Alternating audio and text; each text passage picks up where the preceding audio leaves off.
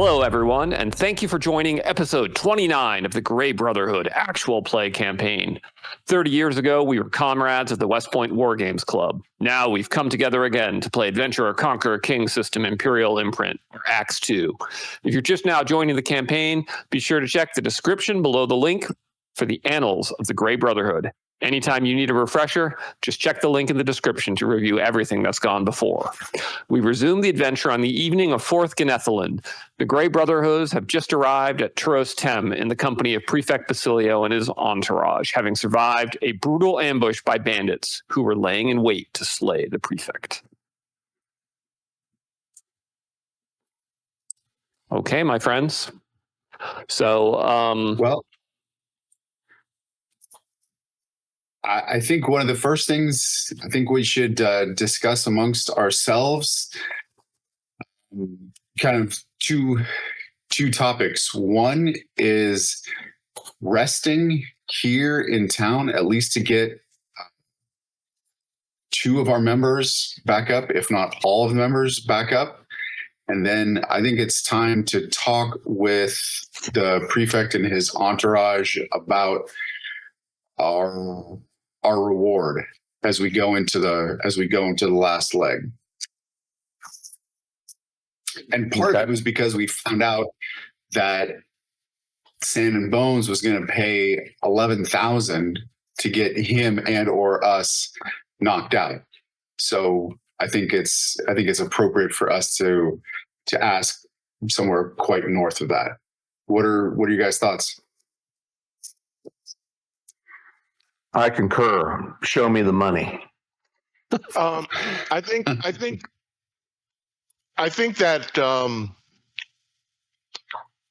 it would probably be better if we were to call it in as a huge favor as opposed to cash. Not that the cash isn't good, but I suspect that that given all the threats that we're facing in the city, that making a friend of the prefect by way of calling in a favor may be worth more to us than the gold. Well, we can do both. I mean, I think we can ask for quite a few things.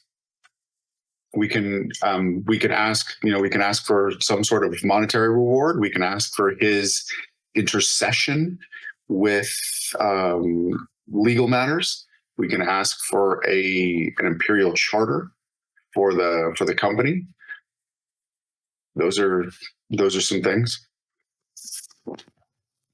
I'm inclined to some cash, but also other things. I mean, I really like the imperial charter, and it doesn't hurt to have an ally in your pocket who isn't ticked off that you want to overcharge him, or doesn't feel like he's being fleeced for a rescue. No, that's yeah. You could ask. One thing to think about is you could ask to be given land for a domain, or be asked to be given an imperial, made a legate, want to be made a legate, or something like that. So. Well, if any of us get made a legate, it should be Castinus, because And let's be real here. Higlac doesn't belong owning land, other than some fjord out in the hinterlands where he isn't running across civilized people. So that's money. That's how you level, man. I was just thinking the same thing, man. Yeah. Now you might not be high enough level to be able to get the ligature. You're not sure, but that's certainly something that's within his power to grant, as well as lots of other stuff. He's basically governor of the province. We could maybe ask not for a ligature directly or immediately, but the grounds for one as we continue doing good for Cipheron. Yeah. Or a sub ligature, or. Right. How high is the ligature? Is that the lowest rank? No. The lowest Okay. rank is Castellan or Patrician. Then there's Tribune. Then there's Legate. Then there's Palatine. Then Prefect. Then Exarch. So at what level are you guys? Third level, fourth level? Yeah, third and I fourth. think in Third general. and fourth. Okay. So you're basically somewhere between Castellan and Tribune level. Tribunes are usually fifth level. Castellan's about third level. Legates are about seventh level. Palatine's about ninth level, and Prefect's about 11th level. And Palatines are the first ones who really tend to get land that they govern, correct? Usually.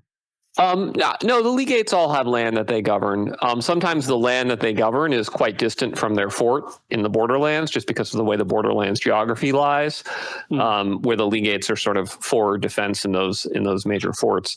But but they all have land and they all make good money. Certainly, a Palatine makes really good money, and the difference is a legate will control a fort, a Palatine will control a city. So there's the Palatine of Saidanos, et cetera. Okay. Gotcha. Yeah, and then a Castellan will be is the equivalent of like a baronet who has he has a manor house. He's the lord of the manor, and he has a few hundred people that are his serfs. That's the equivalent thereof.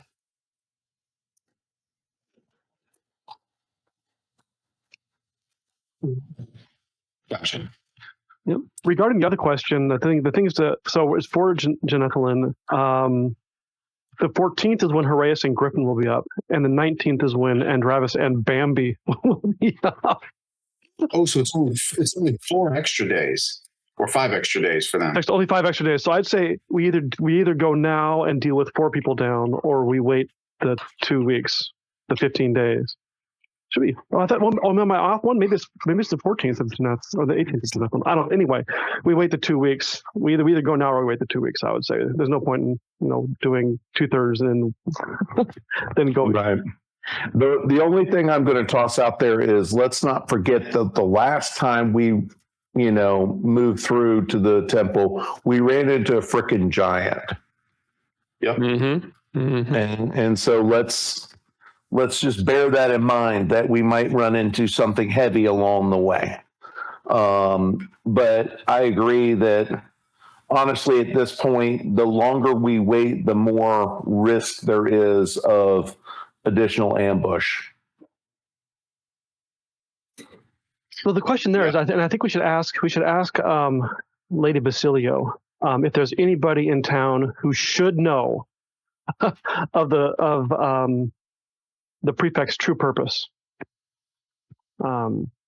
Is there anybody back in Sifron, or anybody who's not? I should say, is there anybody who's not with us who doesn't know that the actual destination is the Shrine of the White Lady? Because if there's anybody who knows that that's the destination who's not with us, then that amps up the risk too, because that means they know where we're, or at least they have some idea that we're not going on a tour of the forts. Whereas if they think we're going on a tour of the forts and we vanish into the Viestman, that could throw them for a loop. Yeah, that's regardless, we want to make sure that we're not followed and no one tracks us to there and despoils it after we're gone, right? Mm-hmm. Yeah. Well, as we move, we can always, as we come across a good ambush position, we can set up an ambush of our own and, go after anybody who's tracking us from behind. That's true. I hadn't thought about that. We could have, because I was thinking going forward. So I'll give it 2 theories now since you gave me another one. I was thinking as we go into the forest, if we wait the days for Andravis to be back up, my thought would be how we go in through the forest is Andravis on point, Scandara, who's not an explorer but still pretty good at that kind of thing, be on one flank, and Scavendus on the other flank. So that way we're not going into, they'll run into the ambush. Right. As opposed to waiting to be in it. But theoretically, we could put Scavendus, for example, behind to watch for trail. And also to conceal our trail as we pass through. I mean, now granted, it's going to be a little difficult with as many horses, etc. But yeah. If only I had passes without trace. Yeah, and Scandinus does not have that either. What do you think about recruiting some commoners, like a mob of people to go the wrong way? Like we just say, all right, we just want you to come into the forest, head over that way for a while, and then turn around and head out. And just make a distracting track. Maybe instead of the commoners, ask the legate, because the legate and the prefect are buddies. Hey, can you send a squad of horsemen? Well, I mean, forest on another trail. Sorry, go ahead, Newton. Well, I mean, we may have to consider the possibility that the main body, we continue on in some direction while a light party going with the prefect goes to the shrine alone. I mean, because we have to just, I mean, there are two things, and there are two things. First, we have to keep the prefect alive, and the second is we don't want anybody to despoil the shrine. Yeah. Well, also we've got several folks who need some good shrine love. Oh yeah, all needs that. That's at least 3 of the henchmen, if not 4. Yeah, Bombor definitely needs Bombor, Aguilar, and Apple. And Horaeus. And Horaeus. Yeah, that's 4 of them. Yeah. And doesn't Higlac have some sort of lasting condition, which is horrible? I thought he had one. Let's see. Got rid of. Higlac. Higlac. Let's see. Oh, gosh. Grant, you're kind of asking a truism, though.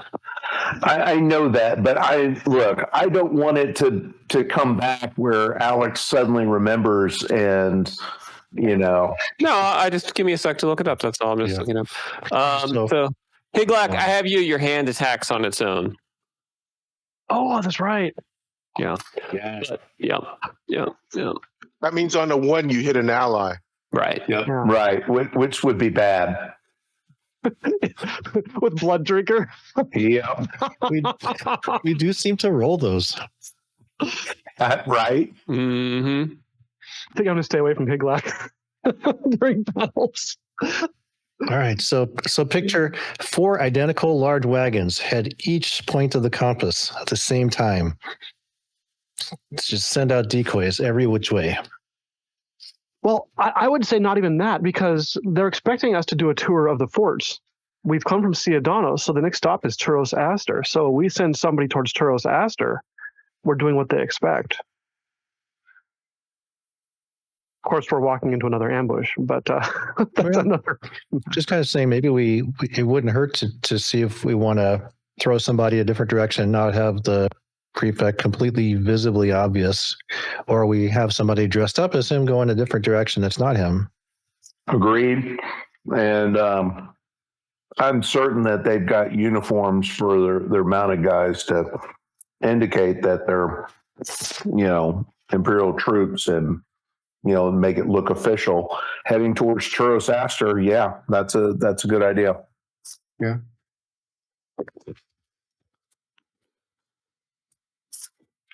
Like I said, we could prevail upon, or ask the legate, and he might be willing to help. Right. Because it sounds like they're buddies. So. And if that's the case, we should consider moving out at night.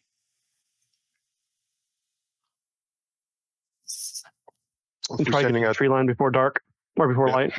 Before light, yeah. Yeah. Oh, I have an idea. One thing we could do, which would delay us a little bit, which is somewhat plausible for the Grey Brotherhood, we could head in the direction of the Sakara Temple. We're taking a legate on the tour of our, kind of the thing, and then break from that trail once we're in the woods. Might be That works. one way to, So if they do see us go into the woods, they don't, that's the logical conclusion of where we're going. Okay. I just think it's good to have a little bit of an element of mystery for anyone who's just a casual observer or an ambush, that you don't know which party the guy's actually traveling with, or someone looks just like him in the other party going the other direction, or continuing down the road while somebody goes off. All When the these- prefect, sorry. No, When the prefect travels, does he have a helm on which hides his face? He has a helm on, but not one that hides his face. Okay. So One of those open face helms. yeah, basically one of has a nice crest on it, nice lee gates. You can look up what a lee gates helm looks like. That's what it looks like. But from 50, 60 feet away, it's kind of hard to see features. So Agreed. Right. That's right. big flashy helmet, and no one's going to know who's who. Yep, that's absolutely correct. Yeah, Especially at night. if you put someone else's helmet, if you put someone else wearing the lee gates helmet, keep in mind there's no driver's licenses or social media or anything, right? So most peasants have no idea what the prefect looks like. All they know is that he's the guy in the helmet with the flag. So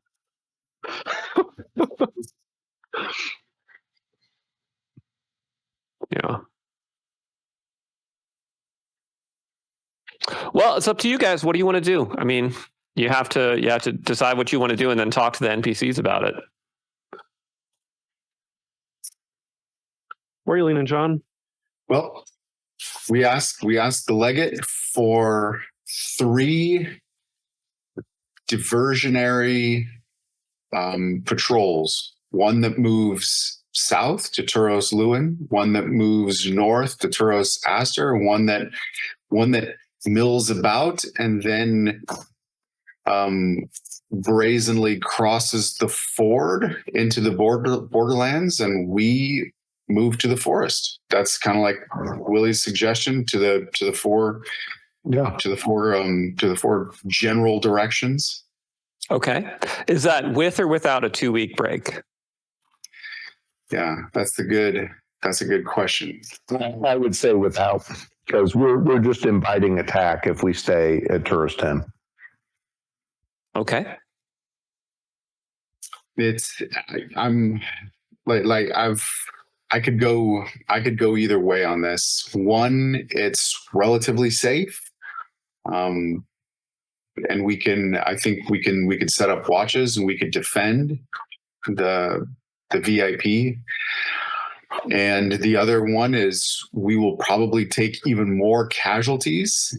And so it would, if we move immediately, we're going to have we'd be carrying a lot, we'll probably, be carrying more people.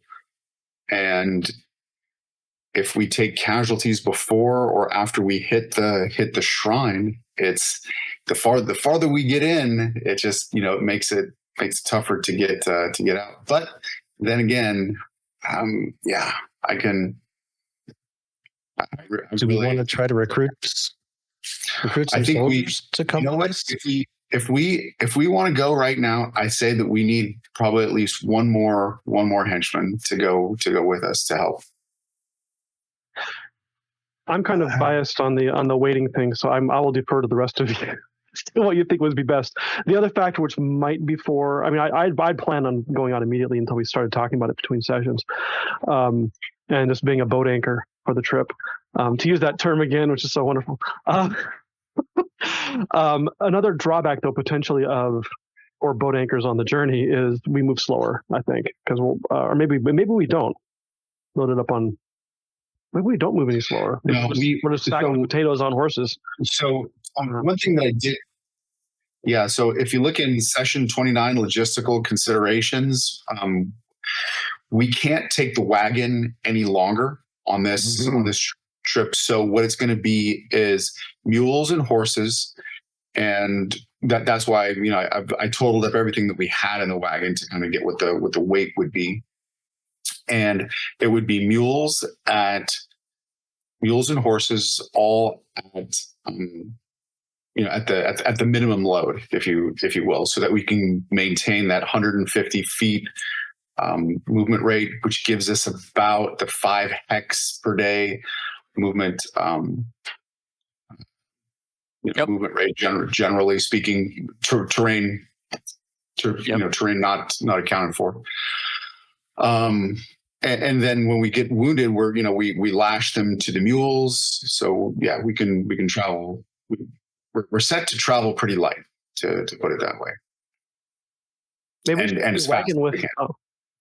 Maybe we should give our wagon to if the legate agrees, we give the wagon to the party which is going towards Turos Spin or Turos Lewin. Because they're expecting a wagon. Well, and we could as part of the deal, we could just say to the prefect, hey, leave us the wagon, and we'll. We've already got stuff in storage here at Turoston. We could add it. We could add it to the list too.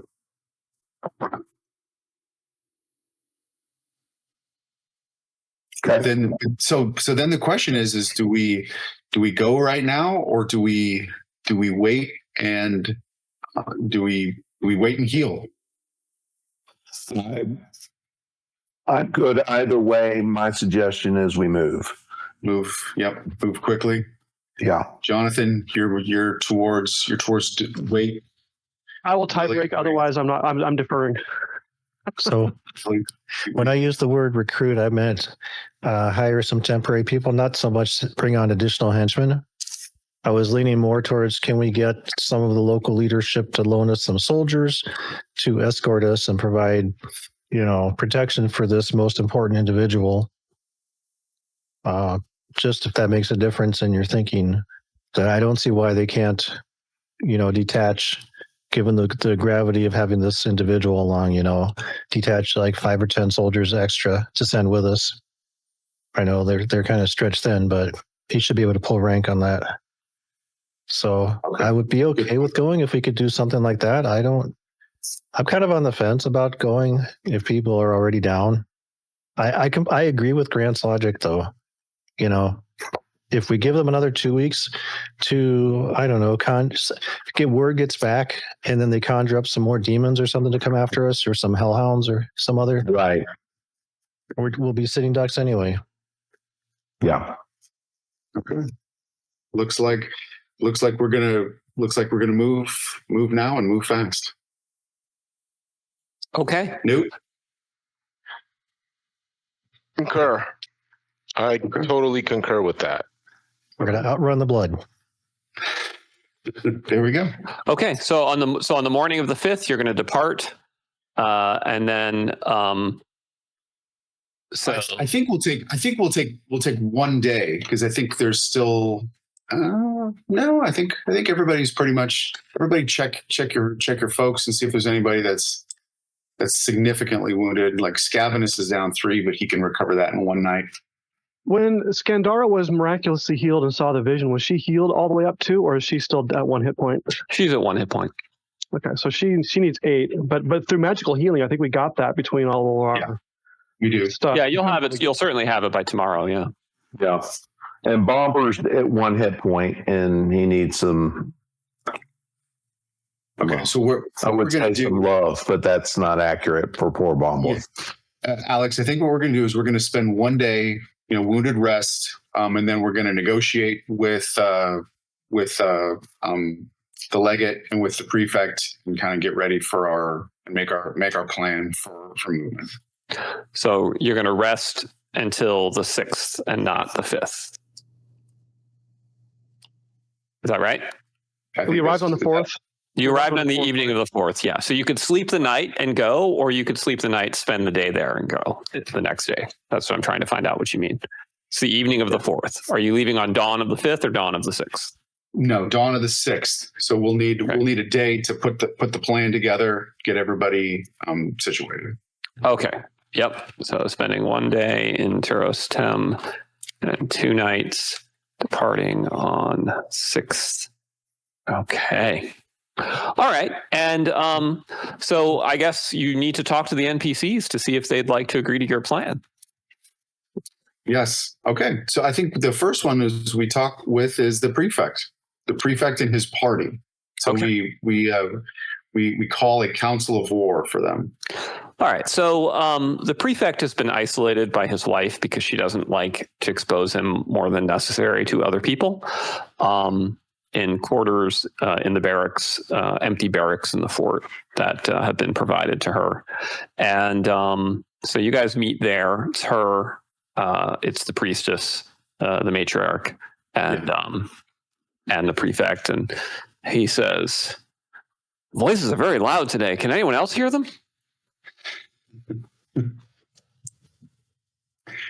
No, prefect. They say you're lying. Only Zahak can hear them.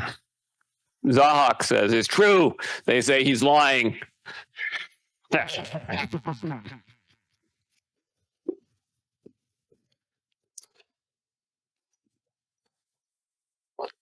Okay, so Cassinus brings up the following, that it is clear to us that there are nefarious forces at work trying to prevent us from accomplishing the mission. Do you know? And we know from interrogating the prisoner that the Sand and Bones criminal guild from Sipharon is at least one of the entities that has taken the contract to assassinate or delay. Our question to you is there anyone back in Sipharon that knows our purpose, knows our destination, and knows our path? The prefect says,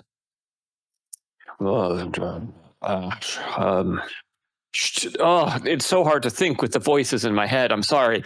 And his wife says, no one should know of his destiny, his true destination. The captain of the prefectural guard and the court magister were both aware of our general intent to do a tour of the border forts. It was unavoidable that they be told that. But they don't know anything. They don't know that we would be going to the Luzuan or the Viaspen or any other of the specific forests. Is that correct? They have no reason to think we'd be going to any forest at all, says the lady. Okay. We're going to the forest, says the prefect.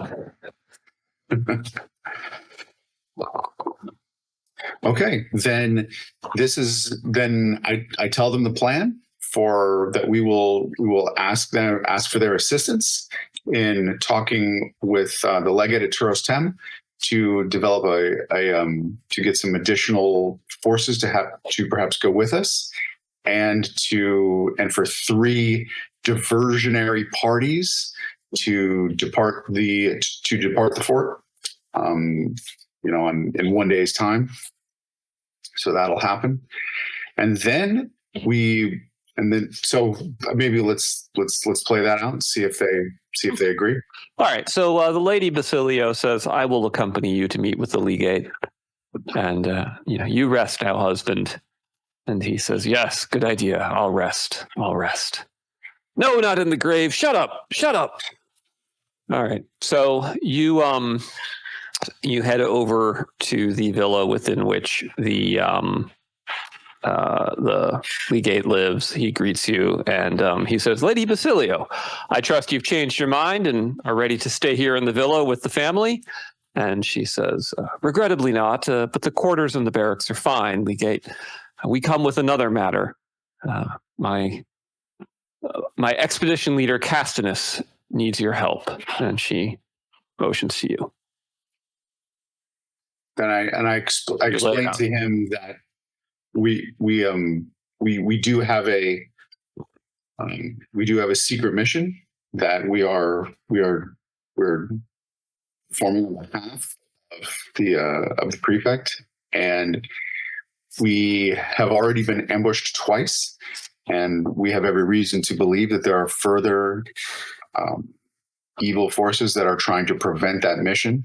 And therefore, we request that concurrent with our departure on the 6th, that there's 3 other diversionary departures from the fortress moving in the directions that we talked about. All right. Give me a reaction roll, please.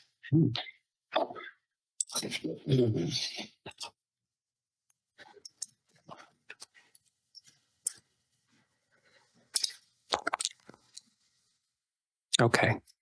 There was no modifiers with that. It's just a straight 2D. Yeah, no, I saw 6. Yeah. So the legate says your plan makes sense, but I'm hesitant to send troops across the bridge into the outlands beyond. It's highly dangerous and they'd be at great risk. I can't really afford to lose troops on a diversionary effort. I'm happy to send them in another direction. Perhaps we could send one party towards Saidanos, one towards Tuos Len, and one towards Tuos Aster. I just think crossing the bridge in small numbers is a bad idea. Okay. Very well. Okay. Accept. All right. I'll make arrangements for parties to head out on horseback on the 6th then. Lady Basilio says, thank you, Legate. As always, your trust and friendship means so much to us. And they do the cool Roman handshake thing. And, okay. So, all right. All right. While we're in town that one day, oh, I'm sorry. Go ahead. I just want to see if we can get Griffin a heavy helm. Yes. All right. You can buy Griffin a heavy helm. Just deduct the cost for it. No problem. Griffin puts the heavy helm on and Bambi says, oh, thank God. And now he might actually be able to get some healing from the matriarch if she doesn't look too close. Right. That was half the reason. Yep, exactly. Yeah. Now you just need to put some armor on his underarms and he'll be presentable. Griffin says. Did we want to try to get one more henchman just of any nature while we're here for that short period of time? It takes more than a day to get a henchman. Yeah, it'll take more. Yeah. Okay. All right. So then on the 6th, you guys set out. So, well, hold on a second. So then we have the matter of reward to broach with the lady, I think. Okay. Okay. So now at a separate meeting, probably with her and the matriarch and the prefect, if they want to, we say, we approach her and say, my lady, you've seen in the course of these last 2 attacks, the valor and the determination of the Brotherhood to see this most holy of missions through to fruition. And so we hope that we have gained your trust. And we also know that the nature of this endeavor is more dangerous because we are actively trying to be prevented from doing that. We know that the Sand and Bones have taken some sort of contract to prevent us, to assassinate your husband, etc. And we do believe that before we engage on the last leg of this trip, that we should talk more detail about our reward. It is not our intent to take anything that is unseemly and is extravagant, but we present, that the honor of our brotherhood be rewarded. Okay. We know, for instance, that the Sand and Bones had offered 11,000 gold pieces for the assassination of the prefect. All right. Give me a reaction roll. We will see how if she interprets this as a subtle threat or as a righteous query. This is diplomacy. It's definitely diplomacy. That's correct. The Sailor Shakedown, man. All right, that's a good roll. 8 + 3, 11. Okay, so she says, your request is not unreasonable, and clearly many of your men have paid heavily for your bravery in the defense of my husband. She says, we have faced multiple ambushes. They've testified 11,000 gold is the bounty on my husband's head. I will double it to 22,000, payable on safe return to Sifron. That is, I believe that is generous and generous and appropriate.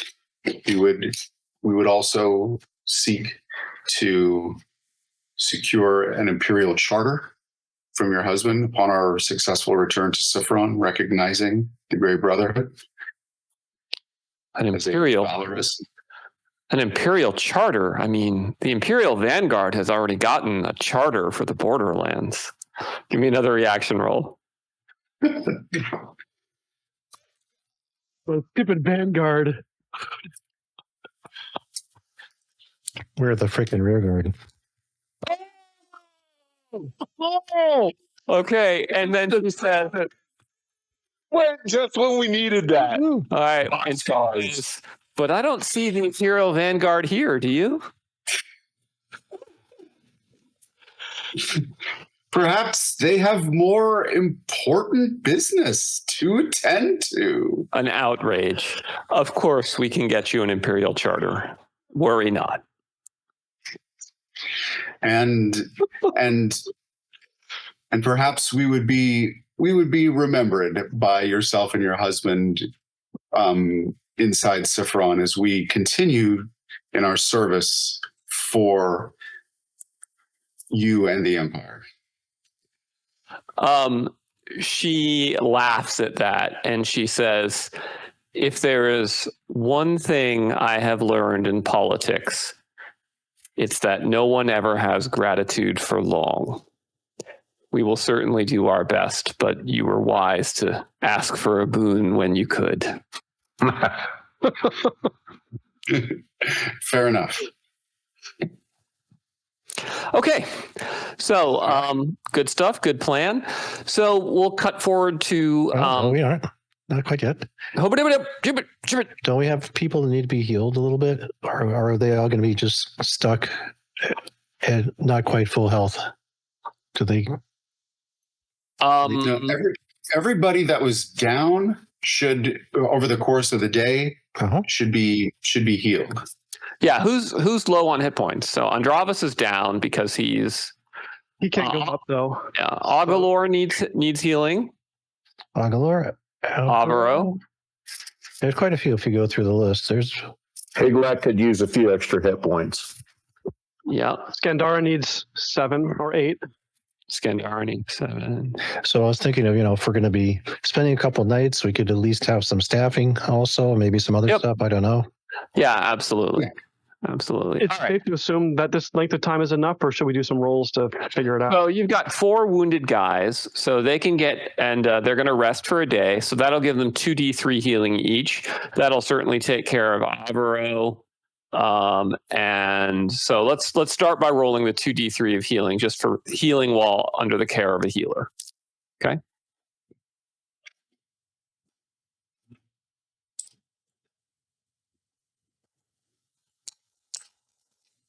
Who was that for? That was for Agalor. Okay, so Agalor's up to 8. Okay, how about Avaro? Okay, Avaro's back to full, so he's good. Okay, Higlak. There's Higlak's roll. Okay, wow. Higlak is back to full. He's good. And Scandara? All right, now let's stick Scandara. That's 1d6 plus 1, right? That's 2d3. So For the staff? Oh, the staff. I'm sorry. Yes, the staff is 1d6 plus 1. I got confused. We're going to shafter? Staff, Newton. All right, here's the staff. Oh, that got her 3 more. So she's up to 7. So somebody can use a healing slot. Raymond could heal her or something. Yeah, Raymond has a healing spell that'll do 2 healing minimum, so she's good. Okay. All right, and then Agalor, stick Agalor, D6 plus 1.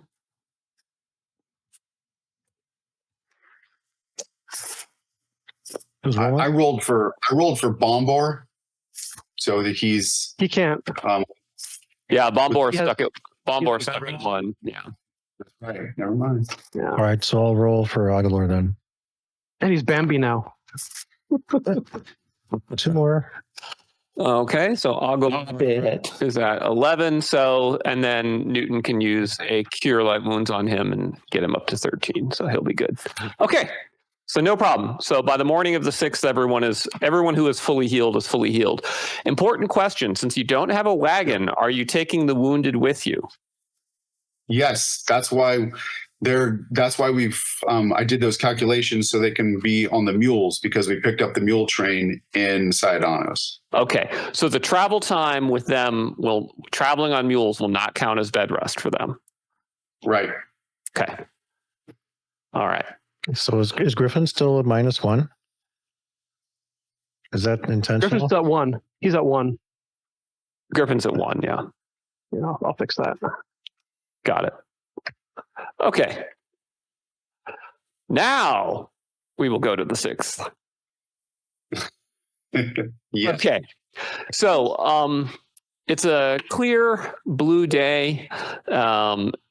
Mid-fall temperatures begin to climb quite early, and already by mid-morning you're beginning to sweat. The horses are heated and moving slowly. The mules panting, and so you're moving at half speed because of the sweltering heat today, unfortunately. So moving up the road to the north uses If it's sweltering, should we wait another day? might be sweltering tomorrow. I know. Well, why don't we just do this? Why don't we move? Why don't we move like that half and then move into the grotto and just call it the first day? Well, it's possible. Yeah. So you've gone. So this. So you're going to be able to go 15 miles today. You've gone 4 miles, 10 miles, and then where is the grotto? Oh, actually, it's actually 1 to the left. Okay, that's. So is that where you want to stop at the grotto? Because that will make it harder to make it to the temple the next day. It's up to you. The temple or the shrine? Or the shrine, rather. Yeah, the shrine.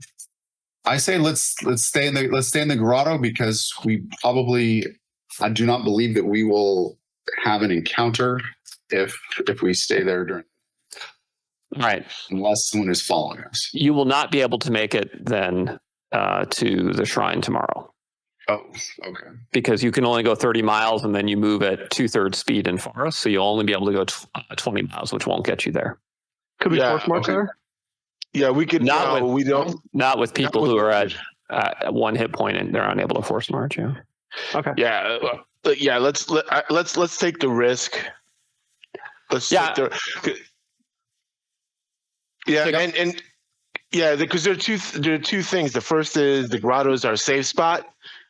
It's our safe place, but do we want to risk compromising it with this? With the way that our party is right now, right? Yeah, and I guess the way to look at it is, one way or another, we're gonna have to spend a night in the open. Is it gonna be tonight or is it gonna be tomorrow night? So. Yep.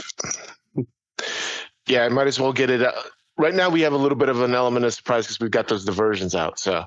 Yep. Yeah, I'd say let's just keep moving. When you say night in the open, you mean in the forest or out in the plains?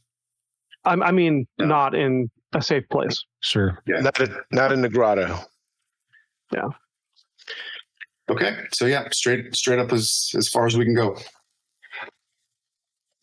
Okay. Brilliant. So then you will end here for the night, and so you find a safe place to camp near the edge of the forest. Elsewhere, the other troops have all ridden out onto their destination. Everyone was, of course, complaining when they left the gate because of the sweltering heat, and they're like, "Yeah, of course, Lee Gate picks the hottest day of the year for us to be sent out on a stupid diversionary march. Well, it's just what it's like to be in the army, I guess.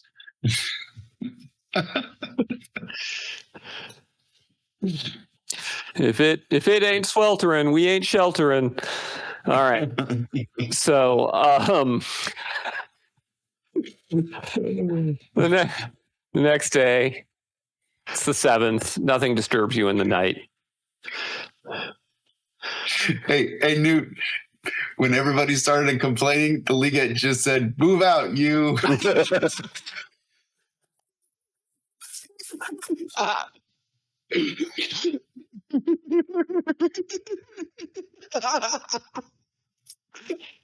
Yeah, dude. All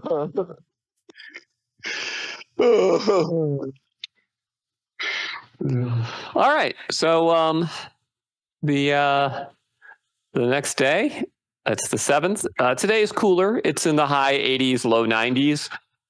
Still good clear skies, a little bit of clouds, and you set out. So, and then you start to turn north into the forest. I will make a secret roll to see if you guys get lost. We do have Scavenus on. Oh, and Cassinus knows all that stuff too. The odds of you getting lost are very unlikely with 2 explorers, an adventurer to a destination you've been to before. But nevertheless, we will roll just to see what sort of misfortune you have. All right. So you have not been long in the forest when an encounter occurs. So I have Higlak, Augalor, Avaro, Hypsara, Zeadana, Scandara, Tyrenius, Griffin, Raymond, Heraeus, Scavenus, and Matriarch Ondame, and a bunch of the prefectural guard on the tables. Any of those disabled? Heraeus is disabled, yes? No. Griffin is disabled as well, so we'll take him off. Yeah. He's broke.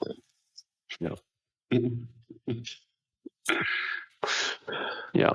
Okay. So go ahead and position yourselves where you'd like to be within, this approximate vicinity. What's the direction of travel? You're traveling to the northeast. Okay. Yeah. How about our hound dogs? They're on the map. There's 2 hunting dogs. We've got a war dog and ISK, though. Okay. Got it. Let me pull them in. Sorry. I tried to get everything on the map before play just to make it convenient, but Yeah. We know. That's right. You got the war dog. There you go. Okay.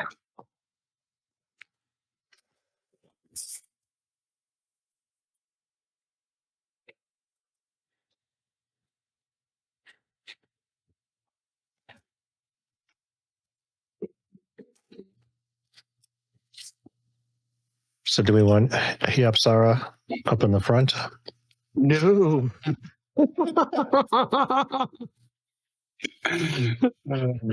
Goodness.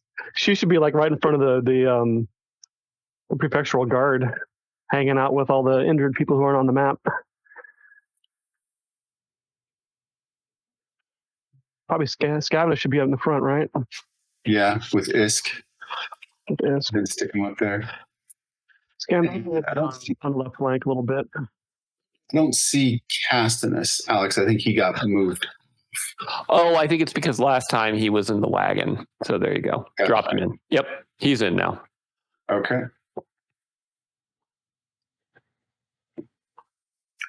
Well, in that case, I'll move Castinus and the war dog to the right flank. Shall I have the other dog with Scandara? Yes. All right. Since yours is named Harold, right, Grant? Yeah. I think we should name this one Herman. All right. So Matriarch Ondame is with.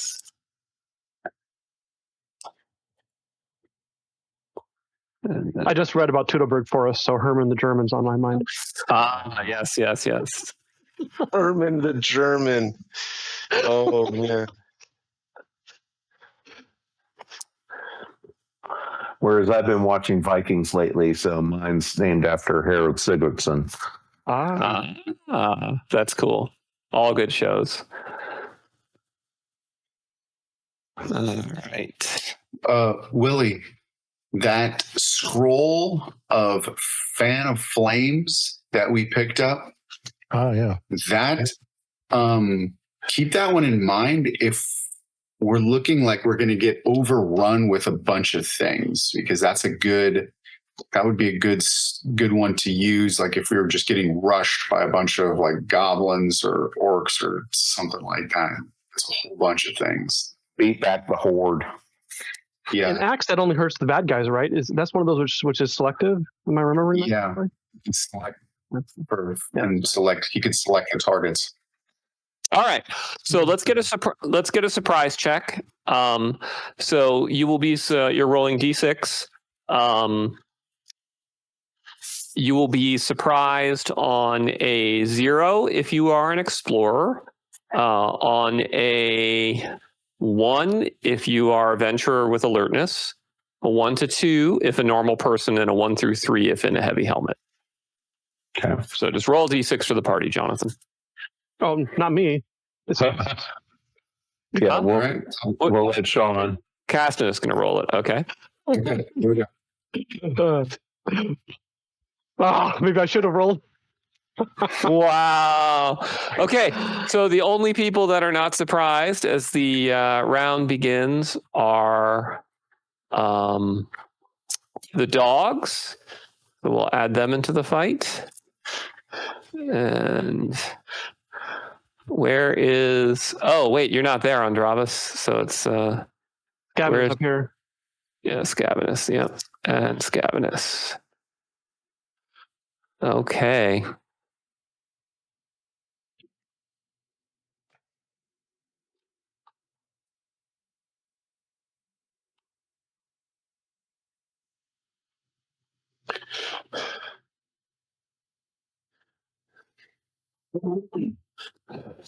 All right. Oh, looks like a lot of your hunting dogs didn't make it in. Not sure why. Okay. They mostly died. Yes. Many. No. What I'm saying is, oh, there he is. Yeah, I see the hunting dog. Yeah. Okay, good. All right, Scavenus, you're first. So, you see bounding through the forest towards you a pack of feral mountain curs. And they are baying and yipping. They are scrawny. You can see their bones. They seem very hungry. Scavenus is going to move. He's going to, for his move action, he's going to withdraw behind this. Withdraw behind this tree, I guess it is. Okay. Withdraw behind the tree and ready his arbalast to fire when one of the dogs gets closer. Okay, got it. So then the dogs are up, and since you guys didn't attack them, I'm going to make a reaction roll for them to see how they respond. Does anybody have beast friendship? No. Oh, yeah. I mean, I don't know if I don't think any of my characters would have it. I'm thinking about it for when I make as my next class skill, but I want to get a pet bear. But that would be awesome, right? Okay, so they can move 120 feet in the forest. So let's just see. So, but Beast Friendship only gives us a bonus to the reaction roll, right? And it also lets you recruit them as henchmen. Yeah. I see. Okay. All right. So can you guys see the dogs? You can, right? Yeah. Yep. Okay. Good. So the dogs come bounding towards you. They don't charge in with a rabid intent to kill, but they are definitely hungry and unfriendly. Their tails are up, their mouths are, and they are barking and yipping. Yes, just like. All right. What are your hunting dog and your War Dog doing? We haven't given them any instructions. Yeah. So they're just staying where they are right now. Yeah. Don't have initiative to give them instruction yet. Okay. All right. Well, fortunately, Isk wants to charge them. No. Of course, with the Little Dog Complex, Isk might try to take charge of them and become the pack leader. next round.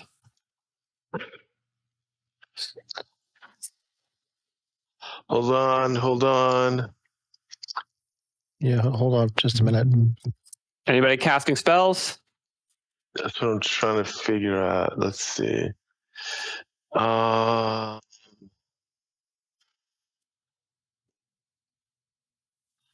What's is a bite considered piercing?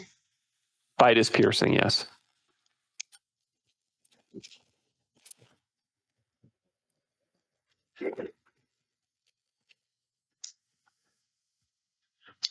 Yeah, I'm casting.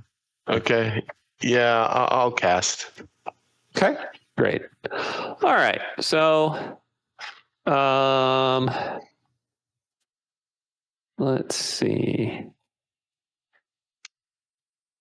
What is the dog gonna do? All right, so the dog advances to here, and it's barks loudly and growls, bares its fangs in a threat display, and is ready to bite. Okay. So next up, hunting dog. Well, still don't have initiative to be able to give it an order, so It's just waiting. Okay, Avero. Avero's going to delay. Okay, Hyapsara. She will delay. Newt, you want to control her? Yeah. Okay. Okay. Yeah, I'll control her. Yeah. Where's her character sheet? Here she is. Yeah. Okay. Thank you. Okay. Some more of the mountain curs advance. They seem to be trying to get strength in numbers. They are, growling fiercely, tails up, backs arched. Okay, we have another hunting dog with no orders. Okay.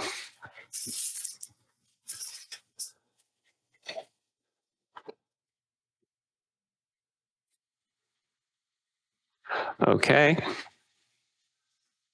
Scandara. She's going to tell her dog defend. So she wants anybody who comes near to the dog to attack. What kind of rations? What are the rations like? Is there any meat in those rations? Yeah, there's like the equivalent of the of jerky. Okay, she's gonna step behind this log also, like scavenge this, and then she's gonna try to toss. She's gonna toss some jerky at him. Oh, okay. Make a throw. How much? How much jerky? Like basically like a handful? Yeah. Okay. Middle of the pack over there. Okay, so that's a 60-foot throw. That's a rough throw. So it doesn't really land in the middle of the pack. It scatters. Okay, so, but it lands on the ground. All right. Raymond? Hold on. I just want to know where's Hyapsara? Because she's not on the map. She's right Yeah, here. she's back with surrounded by all the cavalry. Okay, so she's back there. Okay, cool. And Tyrenius is right next to me. Yep. Right? Yep. And you're right there. Yeah. All right. Just in case, I'm going to put spell of physical protection against piercing on Tyrenius. Okay. Awesome. Thank you. All right. Hey. So the divine power of Aminar fills you. What were you saying, Newton? Yeah. Oh, yeah.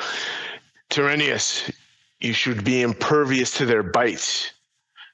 You can approach them and show them that you are utterly inedible. All right. So this dog comes bounding up and grabs the jerky in its mouth and begins to hungrily chew upon it. Okay. Prefectural guard, rears up his horse in a dramatic display and says, "Begone, beasts!" But he's holding until something happens. Prefect Basilio. Okay. So, Fight over the food. So here comes another one. Anybody else got rations? Everybody's got them. Yeah. Well, Okay, so he comes running forward and starts barking at you. Ruff, ruff, ruff, ruff, ruff.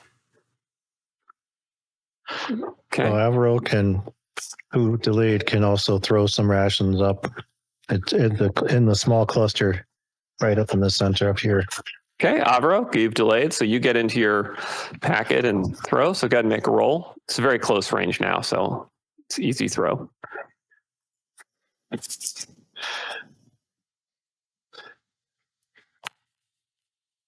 Okay. Yeah. Easy throw, but it's the woods. There's trees. We've all been there. We've all thrown a grenade and accidentally had it hit a branch and fall into our lap. That's forced us to jump over the wall during bayonet drill training. Everybody's had that. Everybody's had that happen to them. This is basically what happens with that. And so the food lands kind of here instead of right next to the dog. Okay. The terrier is up. He has not received an order. He'll just stay where he is right now. Okay. Gives him. Zayadana is up. Zayadana's holding right now. Okay. Hi. Hold on. Actually, hold on. Here, hang on. We have a fierce beast has just joined the game. Maximus. Oh, that's a sweet puppy. Yes, those are the mountain curs. Yes, he's like, did you just call me a cur? He's outraged. Actually, I can't make a thrown attack throw anyway. So It's not an attack. You're just hurling food. So go ahead, say it. Huh? all right, she'll do that. Okay. Also, more food being hurled then. Yeah, why not? Let's go. Let's get it. All right. So There we go. in the interest of I don't know why you rolled damage for the throw, but wow, did you whack the face of that dog? You're gonna feed the fuck out of it. Okay. So Open wide, Fido. So rather than attack the dogs, you guys are going to throw food at them. So here's how we're going to handle this. I'm going to have the dogs make another reaction roll. So reflecting the fact that you've been feeding them. Possible results could be if they continue to be unfriendly, then they're going to hound you for more food, right? Forcing you to burn through rations. If they get a hostile result, then they're going to decide that you're holding out on them and they're going to attack. Otherwise, we're going to assume that you've sort of resolved the situation. All right. So here's our reaction roll from the dogs. How do they feel about what's happening right now? All right. They want more rations. So do you guys wish to give them yet more rations? No, we do not want to exhaust our food, with the dogs. In fact, we want to turn the dogs into rations. Yep. Okay, so we do. So we're going to go into combat then. So what I'll do is I'll put them up here where they've all eaten rations, and we'll just move to another round of combat. Well, I haven't finished the current round. Yeah. What did you want to do? I was going to cast Thunderclap. Oh, snap attack. Okay, so Haglak's going to defend in order that his dog to defend as well. all right. So you're going to thunderclap these guys. That's awesome. That was what I was going to cast. I was going to lay that. I was hoping to lure more of them to the center, but you're being too cagey and you're spacing them out. Oh no, So- I'm happy to. They're coming forward. Yeah. So let's see those motherfuckers up there. you guys are gonna. So you guys are like throw the food nearby. So they're all kind of clustering up to get food. Then, yeah. Well, they which might is be. what Yeah. which is what dogs do. And they're fighting Okay. over what their buddies got. And All right. So roll damage for your thunderclap. Well, is the description correct that they get a save? Yeah. Okay. Only Tyrenius would use our initial goodwill as just a lure. They failed to save. So roll damage. I declared that I was casting before I knew people were going to start throwing food. Just to be clear. He's not wrong. Not that wouldn't wrong. work. Tyrenius is wise. Oh, and it goes to 5 points of damage because he's an air elemental specialist. Oh, nice! I keep forgetting that. All right. So the dogs have all just gathered in to eat. They're all chowing down on the jerky that all of you guys have been tossing forward. Tyrenius waits until they're clustered around the beef and then slams his hands together like this. There's a thunderclap, and the dogs are just blasted back. Their sensitive ears, they give out one bark, and they're all unconscious or dead. Nice. Nicely done. All right. That was excellent. That All worked. right. The prefect says, "You guys did hear that, right? That was fun. That was real, right?" Yes, that was real. Oh, no, I didn't know. His wife says, "I didn't hear anything, honey." And he like looks at her. She's like, I'm kidding. It was a spell." Okay. Great. Excellent. That couldn't have gone better, honestly. That was great. Okay. No, just kidding. You guys What happened to begin. the map? Oh, fight's over. Did you not make it over, Newton? I'm looking at a gray screen now. Oh, Hey, hit- I got stuck, but you might have to might need to refresh. Yeah, refresh, for Newton. everyone else. So while he's reloading, I'm thinking the title of this chapter is going to be, but I don't see the Imperial Vanguard here. Do you? That's the quote to beat. Sorry, that's the Imperial Grey Brotherhood to you?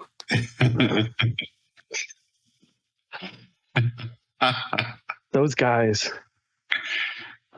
Awesome. Okay, great. In any case, you guys have now been riding northward towards the Elven Shrine. And the forest here, the route you've taken today, the forest begins to widen a little bit, and the trees become more evenly spaced. And you notice there's a little bit of a fruity scent in the air. Hold on, Alex. I don't think Newton is hearing you. Your narrative you were just giving, unfortunately. Oh, okay. Newton, can you hear me? Yeah, I can hear you. I can't hear Newton at all. I thought he had logged off. Nobody else is Oh. speaking. All right. Alex, Can you hear me, Newton? Yeah, I can hear Jonathan. All right, can you hear me, Newton? Yep, I can hear Grant. All right. What about me, Newton? Yep, Sean too. So Newton can hear everyone but me. Yes. All right. Let me refresh. I can hear everybody but Alex. that's what he just said too. I gotta love it. He's refreshing, so. And he did such a nice narrative too, narration of the current events. But So what I said is that you've ridden north. it's like the prefect in reverse. The trees begin to grow more evenly spaced and wider. Hell fills the air. What? I can hear Alex now and I can see him. Yep. Oh, good. So do I need to say it again? The What do you mean trees. by forest widening? So if you imagine the spacing of a park or an orchard, it's more like that than you would find of strictly wild trees. Yeah, Oh, not as dense, spread out. got it. So maybe we're entering another elven orchard. Yeah. You could be. Would you like to look around for that? Yeah, it seems like we might want to. Yeah. So, I'd be able to replenish our rations if apples are in season. Yeah. can I use my naturalism to? Absolutely. Step up? Roll naturalism. Yeah. All right. Tyrenius is into organic farming.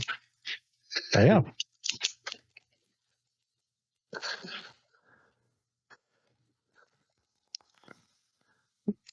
Okay. Yeah. So Well, yeah. it's good enough for this particular throw. Yes. So this was a forest garden cultivated by the elves, and it has you are in a grove of pomegranate trees, and pomegranates are in season. Looking around and counting the trees and the fruit, you think you could probably get 42 pounds of pomegranates from the orchard. Nice. That's a lot of pomegranate. Yes, it is. Oh, we lost Castinus now. Well, he's still What? here. He's No, still he's here. here. Oh, not for me. Of course. So he can't. Sean, do can you it. see Alex? I can see Oh, Alex. now I can see Sean. Okay, now he's there. Okay, great. Great. We'll play telephone. It's just, So it seems like some online game hosting service needs better IT. Yes. Someone's slacking on server maintenance. I hear sure seems that way, doesn't it? in the future, online gaming is going to be big, you know.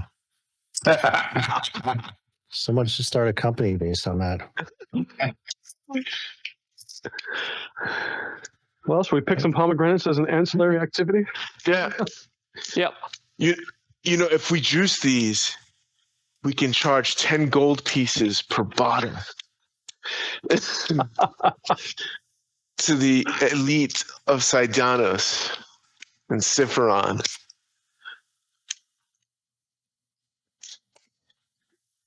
It's true. We can call them adventurer's feet because you tread on them to juice them. It's a natural weight loss. And it's got antioxidants packed full of them. Let's do it. Yep. All right. So you guys spend an hour ancillary activity, and you gather up 42 pounds worth of pomegranates, which is more than enough to make up for the food that you expended with the dogs. Excellent. So everyone feels really good about themselves, and you eat juicy elven pomegranates, which are like incredibly delicious sweet fruit. So it's wonderful. How does the league feel about that? The voices say not to eat the pomegranates. They say that if you eat them, you'll be dragged down to hell. What? They're delicious. Promise. I'll pass. Thank you. Just in case. Okay. So you can. Let's pour one out for Gwen 4. Yep. Oh, That's right. That's right. Poor Gwen 4. All right. So you guys make it to the forest shrine. All right. So now, as you approach, do you wish to approach on horseback or on foot? As you remember, it's pretty rough terrain. Yeah, on probably foot. dismount. On foot. Yeah. Yeah. It's also more respectful. Yeah. Respectful, right? Okay. Are you going to leave anyone back with the horses? Okay. I see what's going on. Yes. But can we take the horses with us? I mean, I would say let's leave someone who doesn't need any kind of blessing behind with the horses.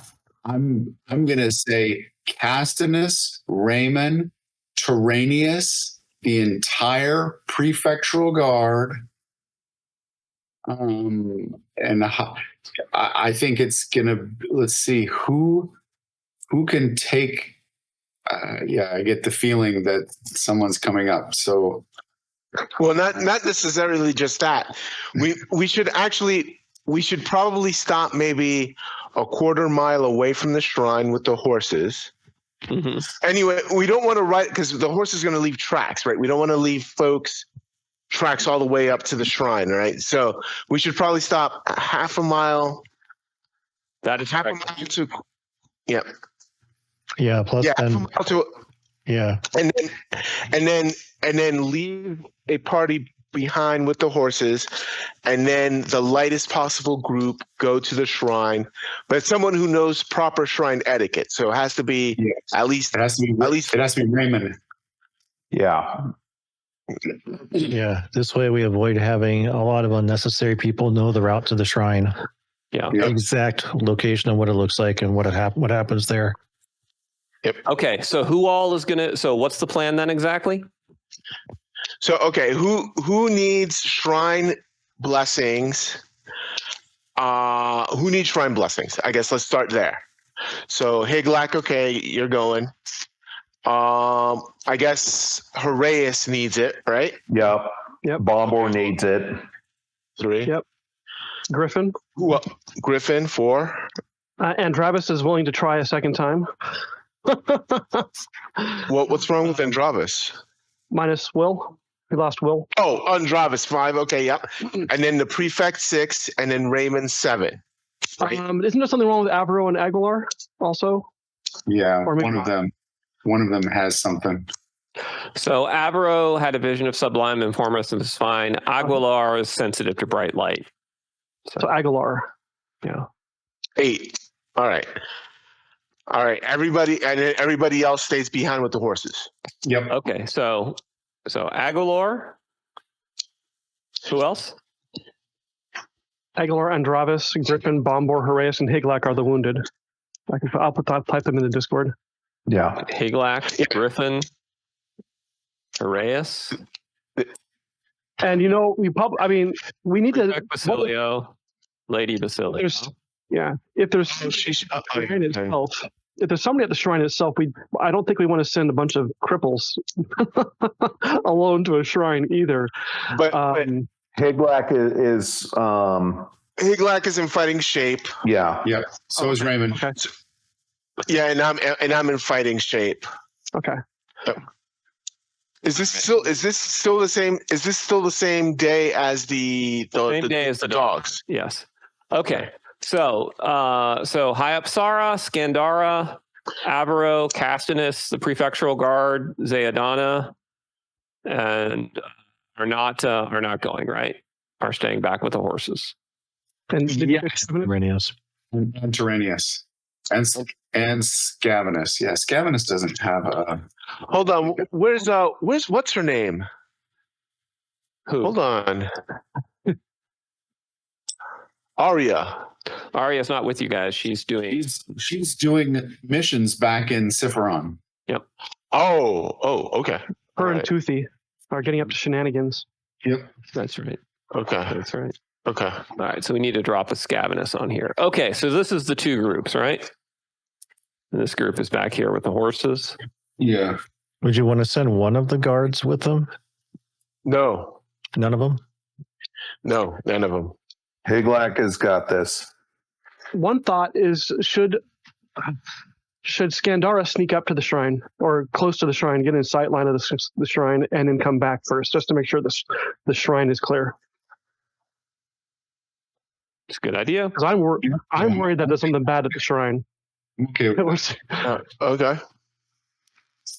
It's all right. Fine, but stay to the trees and don't just get in sight distance, and then come back. All right. So you're going to need to make a morale check for Scandara, because that is a pretty substantially risky thing that she's being asked to do by herself. So go ahead and roll 2d6. All right. Can I add do I get to add my charisma to it? Not to her morale, no. Okay. Hold on. She's up for it, I think. Yeah, she's up for it. No problem. Okay. And I'll give her All a bonus. All right. 100 gold. So, Scandara then, so the rest of you guys are about a quarter mile back. with the horses, and Skandara heads forward. So Skandara, you advance through. Has Skandara been here before? We went here yes, because we went here. We went straight to kill the lady below from here, and she was killed. She was part of the survivors with the lady below. So yeah, she's been here. All right, so Skandara, you head towards the shrine, and you know, I mean, you're on the map, so obviously you can see what it looks like. As you approach, you see a most disturbing sight. The unicorn that guards the shrine lays dead. Oh, fuck. And its corpse is just been savaged. It looks mostly like it's been eaten. Strangely, the horn was not taken. Or not strangely, but suggestive it wasn't, you know, like a trophy hunter. Okay. Do you want to go look at the body to see what might have done it, or do you just want to run back and report? I'm going back. Okay. All right. So you don't even leave the wood line to look at the body. You go hustling back. Okay. Yeah. All right. So Skandara has returned with this news. And she'll tell that. Lady Basilio says, does that mean the shrine won't work? It means the unicorn was the guardian of the shrine. It means the shrine may be despoiled. It could be despoiled, or it could be some beasts in the area that happened to prey upon the unicorn. Hopefully the shrine is not despoiled and we could still make use of it. But if there is a beast prowling these areas, we must be on guard. What killed it?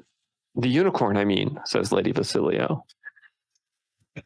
Demons, demons, demons, demons, says the prefect. Skandara probably says, I wasn't going to go find out by myself. Right? Yeah. Okay. This is the case. How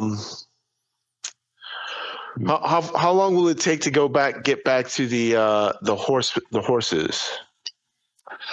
So you said a quarter mile, so that is about 1,500 feet. You can move. She can move roughly 90 yards per combat round, so 270 feet. So it's like 5 combat rounds between the horses and the. Okay.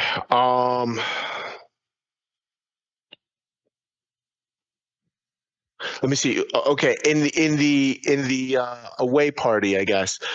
Who can fight? We've got Higlak, we've got myself, we've got Horaeus. That's 3, right? Horaeus is down. Horaeus cannot fight. Oh, Horaeus cannot fight. Okay. No. Who? Okay, so Higlak, myself. Who else can fight? Agalor can fight. 3. And Skandara. And Skandara. 4. Yeah. So 4 out of the 9. Right. Yeah, and remember that if you're at 1 hit point incapacitated and you take damage, you're dead. Like there's no mortal wounds check, you're dead. You go straight to the instantly dead line. Okay. I think we should take the time to go back to the horses. You know, you're still back at the horses. The only person who went forward was Skandara. Oh, okay. Okay, got it. You're all at the horses right now. Okay, cool. So we should leave the wounded behind. We need to clear the area first. No. That's a horrible idea. We did that last time and they all died. And then they die. No, that's not what I mean. That's what Okay. we should leave. We should. What I mean is, right now we have 4 folks in the original away party that were capable of fighting. I suggest that we bring Zayadana, make it 5, and then just those 5 go to clear the shrine. Okay. I see what you're saying. That leaves all of the prefect's guards. We need to leave 1 player character back there to handle I'm things. back there. Okay. Yeah. but we've got all the prefect's guards there, so that's not a problem. The rest of us can sally forth into the Well, Cassinus will remain behind, and then Tyrrhenius, where I'm currently back with everyone else that was going to stay. I recommend that Tyrrhenius go forward because he's if it is an animal, he's probably, with his naturalism, he's the most likely one to determine if it's innocent or if it's trouble. Okay. Okay. I'm going to have Zahak. I'd like Zahak to fly straight up above the forest canopy and then forward over towards the shrine and see if he discerns anything as we're advancing. I'd like him to go see if coming at it from above and beyond around the back way, he can see anything lurking, facing towards us as we approach to give us a warning. Yep. Okay. So Zahak goes forth. He goes sort of soaring out of your line of sight. And then maybe a minute later, you see Zahak the imp flying back towards you with great speed. And he lands on your shoulder and he says, "Master, there's dreadful danger ahead. 9 griffins. They killed the unicorn. They lust for horse flesh." Wow, Zahak. Thank you for telling me. Are they hiding? Are they ambushing, laying in wait? They are atop the trees, laying in wait, yes. When the wind changes, no doubt they'll catch scent of the horses. Oh my. So guys, that sounds like maybe a natural threat more than anything else, but yeah. Maybe we pull back a couple of miles and wait a day. I tend to agree that sounds like a big fight, and with as many people we have down, yeah. You just want to pull back? Can we do so? I mean, is there some sort of I guess we don't have any trap makers, but I'm trying to think of, anti-aircraft it's up or something to. It's called poachers. Yeah. All right. So from what I understand, the plan is fall back, wait a day, and then try and see if they're there when you get back. But I asked the question is, what does the matriarch know about the nature of lawful and griffins and that kind of thing? She says, griffins are bestial creatures with the minds of predators like lions and eagles. They are esteemed as noble, but they are no different than lions except in their preference for food. So, do griffins have wings, or are those hippogriffs? Griffins have wings. Griffins are the front part is like a eagle, and the back part is like a lion with wings. Okay. And I have no idea how tough these things are. And a hippogriff is the front part is an eagle, and the back part is a horse. Griffins are very tough. I think my naturalism would tell me they're tough enough that we don't want to mess with 9 of them. Yeah, sometimes discretion is the better part of valor. Yeah, I don't think we can. All right, we could send a bunch of horses running across and get them to chase after the horses and walk out. I don't know. I think that's a very good idea, but just throwing it out there. I think we'll have to use that trick in case we encounter them again. That's why. Yeah. Send the horses on a stampede in one direction. Hopefully that buys us some time. Yeah. And Scavenus now knows to look to the sky while he's exploring, and so we can get some evasion, maybe, if that happens. Okay, so is that your plan? You guys just want to wait in the wilderness for a day and try again tomorrow?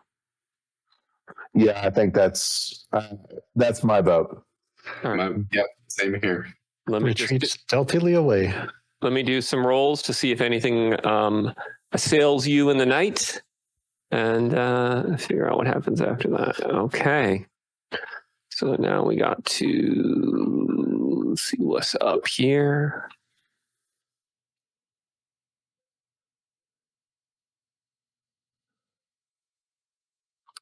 Okay. Which means I probably should work on a rotation discipline in case that Yeah. happens.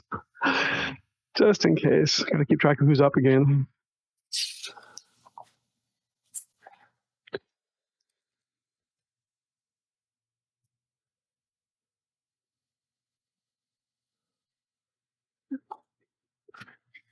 Oh, that's unexpected.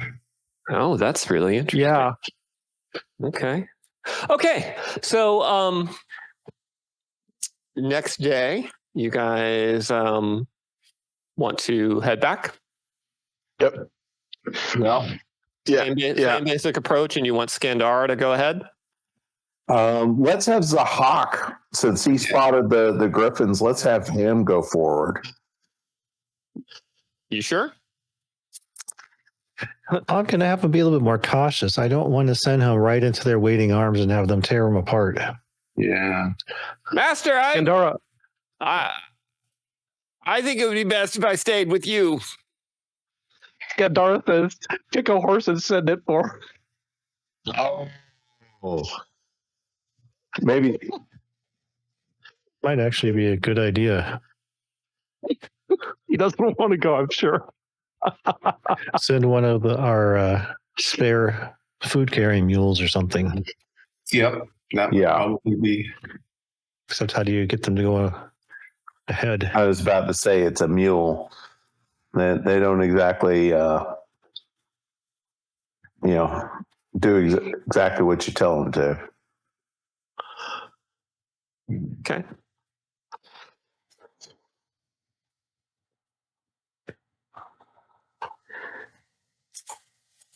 All right. So, who's headed up? I'm headed. I'm headed. I'm gonna head up, and I'll Ziadana will come. I'll bring Ziadana as well. So, I mean, if we're sending, so I think it's probably pretty safe since we spent the night not too far away that there's not a human kind of ambush in the area. The threat is the griffins. So I think that maybe our approach should now be anti-griffin as opposed to, assassins are going to get us while we're separated. Right. So anybody with a bow, basically. And then also some heavies to keep the griffins off of them when they charge in. Right. So, Hey, Yeah, I mean, do we want to sure how much party? Right? I don't know if we'll split it or not, but if we do split the party, I think we should tie up the horses or something and have the injured not be near the horses if the griffins go to feed, because that would be counterproductive also. Right. Agreed. Okay.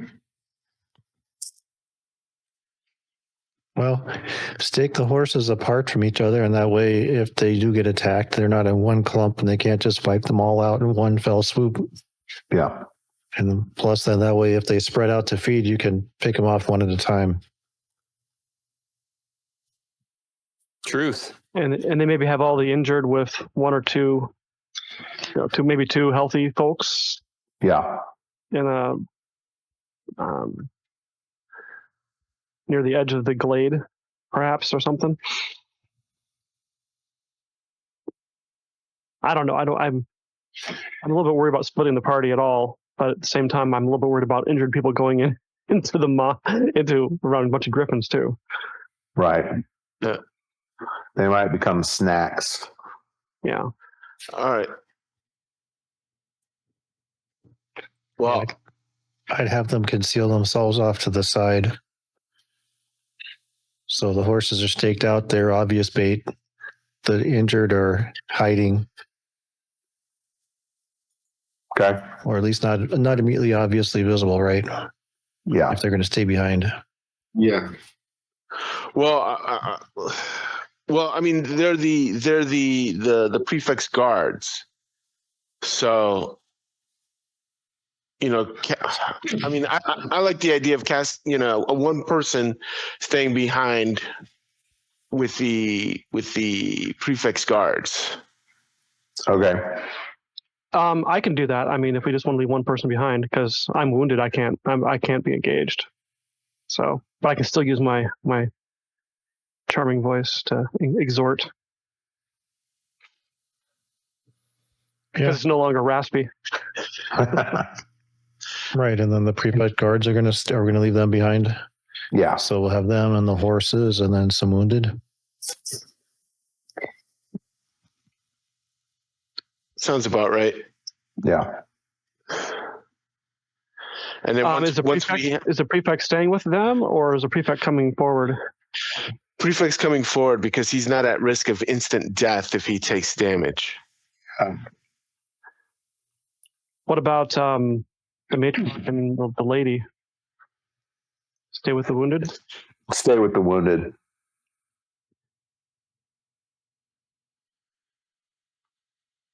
All right. Okay. I can live with that.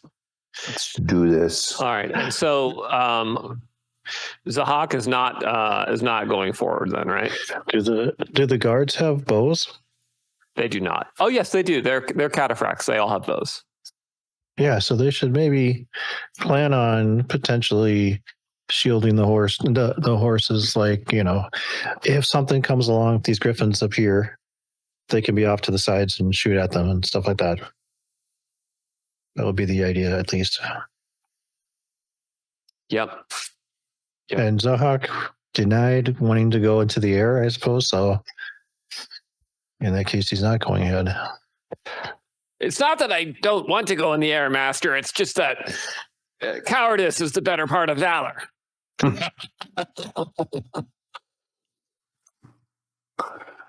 Of course, he would say that. Well, if you can hear the demons speaking to the prefect, are they giving any kind of advance notice of any kind of impending things like these griffins? No, they're just mostly terribly distracting. All right. Yes, it's a wonder the poor man is still sane. I'm practically going crazy having to listen to it.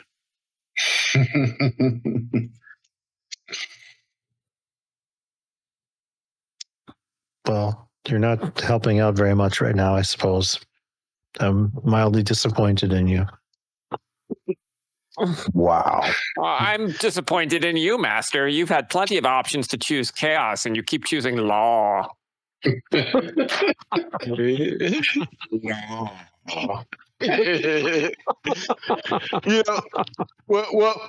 thing that Zahak might be good at is leaving him behind with the rear party, just in case. It's not a bad idea. Oh, what do you think about Raymond's suggestion? Why don't you stay here? What? You're can, trusting that filthy law-giving crusader? He probably just wants to kill me when you're not around, Master. No, he's coming. Going forward. He's coming with us. I think it's best if I stay right here. And he flies into your pocket. Pulls it over his head. They're going right into the heart of danger. So if that's what you want. Perhaps you should be circumspect, Master. Stay back. Allow your minions to take the risk. Yes, not me though. Just them. We shall see. All right. So the group That actually. Sorry. Yeah, one thought. Griffins do piercing damage with claws. Probably. Would that be? slashing with claws, piercing with bite. Yeah, but they're more than 5 hit dice, so physical protection is not going to work against them. Oh, it doesn't. Oh, okay. Yeah, they count. Basically, they count like magical attacks. Oh, okay. Because I was thinking of depending on how long it lasts, maybe do a free protection on somebody. But never mind. Yeah, I thought about that, but their hit dice is too high. It wouldn't do. Maybe if physical invulnerability, they do half damage, but. Okay, never mind. Very sad. Okay, so you guys slowly begin to advance forward in your chosen battle group. The horses are all in the back looking around nervously. So Any special tricks or anything happening? Bows drawn, ready to, fire at the first aerial target. Yeah. Okay. So you get to about where Skandara had gotten when she saw the dead unicorn, and a voice calls out to you in a high and lilting voice and says, "Halt! Come no further."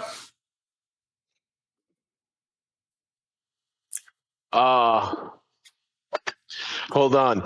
Is it in an Elvish accent? Yes, it does sound like an Elvish accent. Yeah, we know Gwynfor's accent. Not that it's Gwynfor, but we know his peeps. That'd be pretty scary if it was Gwynfor. Yeah, I know, right? Okay. So an elf is visible within the woods, and he says, "You are treading near sacred ground of the elves. I must ask you to leave." It is sacred ground of all who worship the Imperial. And here we have found blessing, and we're tasked by the White Lady. That's right. It was the White Lady, right? Because this is a shrine to the White Lady. Yes. So, yeah. So, and the White Lady, we received blessings here from the White Lady back during a time when you were not present. And we were tasked to rid the forest of a great evil in a temple not far from here. Perhaps your wise men will know of the darkness that was lifted from the heart of this forest. We were the ones that did that. Give me a reaction roll, Newton. All right, let's see what I got. You have Charisma 16, as I recall, so that's +2. Yeah. You have a booming stentorian voice, so all of the elves that are nearby will be in earshot of this, so that's great. Oh boy. Oh yeah, that's right. That's right. Well, I like to speak with authority. That's right. All right, let's go. Pop off, you. All right. Did it roll? Yeah, it rolled. Okay, so he kind of looks at you, and he looks off to the right, and then a voice from the right calls out with his own commanding tone, and he says, "You speak well for a human, but if you are true servants of Damara, the White Lady, show us the wise woman of your band that serves Damara. Surely you would not think to come here without being accompanied by one who can bless you."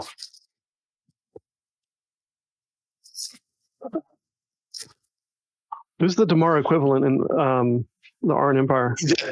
That's one of our priestesses. Meteora. Oh, okay. Yeah. Oh, right. Meteora, Okay. yeah. Awesome. We do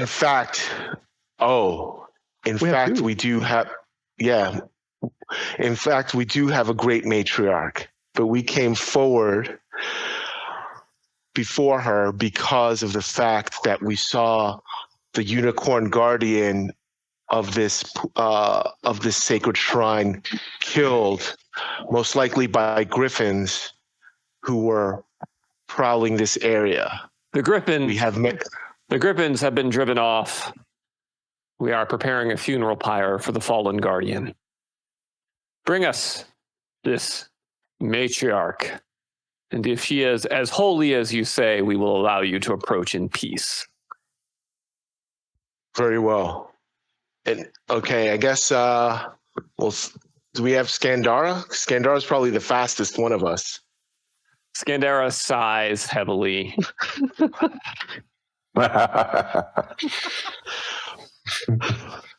Run like the wind. Yeah, and at this point, I mean, we could probably bring the wounded forward as well. All right.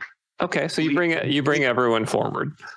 Well, I wouldn't suggest the guards, honestly. Skandara stops. She's like, "All right, well, who do you want me to bring forward?" The matriarch, the prefect's wife, right? The lady. Say again? Yeah, our wounded, the prefect's wife, and the matriarch. Oh, and might as well bring the priestess as well. I have Sarah. I can never. High up Sarah. Thank you. She has a. I have to get used to that pronunciation. High up Sarah. Yes. All right. Yeah. She says, all right, got it. And goes dashing off.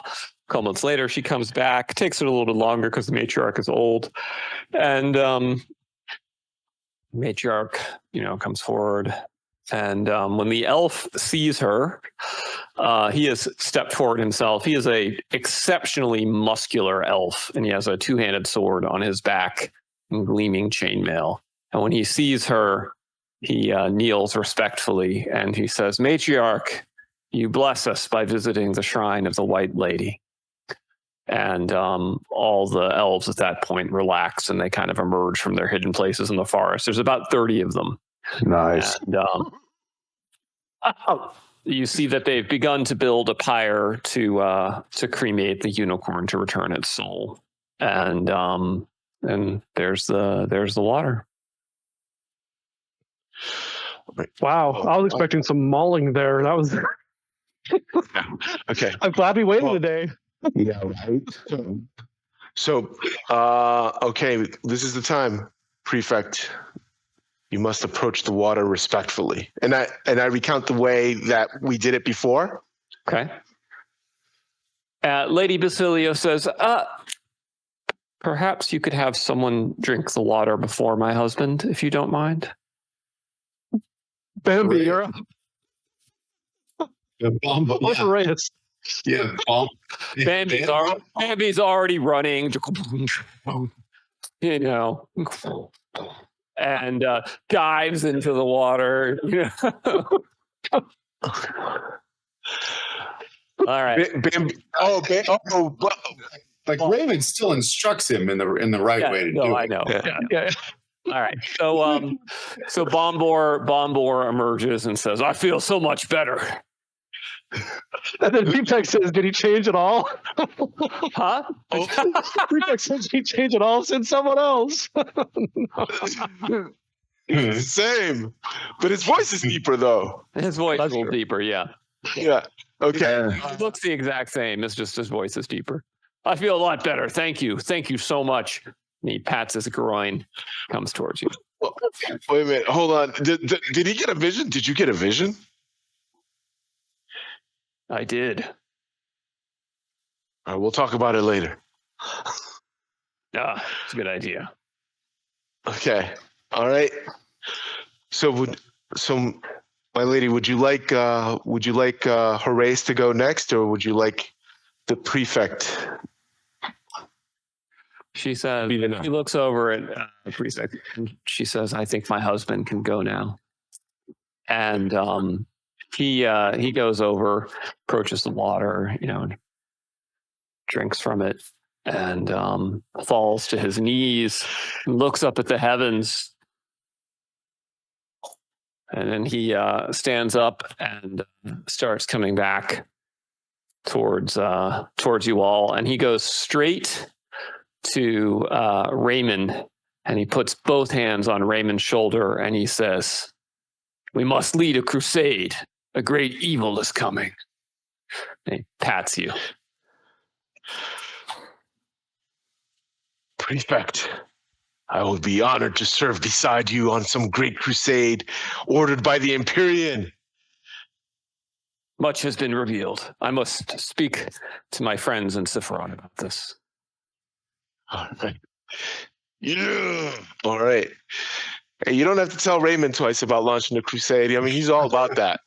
I mean, it's in his class. It's in his class description. Come on now. There we go. That's right. All right, Horace. Oh, wait a minute, Andravis. Let's go. Let's let the other ones go first. I'm fine waiting a little bit. Let Horace and Griffin and Aguilar have their drinks. All right. So Horace is currently suffering. Connection to the divine is lessened. The most recent one was that he's an ascetic for whom food and drink lack all taste. Yes? Yeah. All right. All right. So, okay. All right. I think I'm going to stay. I think I'm going to stay with my booming voice, though. I think this is appropriate. Works for you. All right. So Heraeus goes, drinks the water, and he comes back almost staggered by the majesty of the divine power, or perhaps staggered by the fact that smells and tastes have returned to him. And he's just holding his heart, and he seems so happy and pleased. Okay. I put my hand on his shoulder. Brother, I told you we would make you whole. Yes, I am whole again. Okay, who else? Agalor. Agalor. All right, so let's see. So Agalor is sensitive to bright light and loud noises. He's still complaining about the thunderclap from earlier from yesterday. So he goes forward and he's like shading his eyes against the sunlight when he goes out in the clearing and drinks the water. And then he drinks the water, and then he immediately just starts taking off his armor, and he's like, I'm going to tan.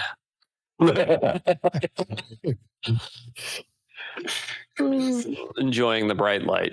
Okay, anybody else? Higlak will go ahead and go. Oh, you want to go, Higlak? Yeah. Now, Higlak, have you drunk before? I have drunk before. All right. So, Higlak, you come forward, and the water tastes good. Okay. Oh, you only get the blessing once. Oh, man. And Andravas is still going to drink just to see if it gets rid of bed rest. So I guess Higlak truly is half-hand for a long time now. Oh, no. It doesn't heal physical ailments. It's spiritual ailments. But it's spiritual bed rest. So... it heals spiritual ailments. That's correct. So, Higlak, you're not sure, right? Like your hand attacks on its own sometimes. Maybe something cured. You just don't know. Like, oh, okay. All right. You just don't know. That's right. All right. And then Andravas has the connection to the divine is lessened. Yeah. Okay. And have you drunk from it before, Andravas? I have. And so I'm not expecting much after Higlak, but I'm hoping that maybe it'll get rid of the bed rest at least. Okay. So you go forward and the water tastes good. And I hobble back. Yeah. Rats. Then there's Griffin. Probably whining that he's last. And, noises and Halo. Everything seems brighter and louder than before. Yeah. Okay. So And his Halo. Yep. Okay. So it gets rid of the loudness and brightness for him. Doesn't get rid of the halo. It gets rid of your most recent side effect. Oh, okay. So okay. So wait, Halo, he glows? Yeah, he has a little bit of a golden halo. He's blessed by the gods. Yeah, why would you want to get rid of that? That's pretty cool. Have you seen Twilight? So all right, so he comes back and he's like, did any of the rest of you see? Sorry, he says, did any of the rest of you see it? No, see what? The hideous dark well, the black pit of chthonic horror that we have to destroy. Where is it? And Bombor says, I thought we were going to talk about this later.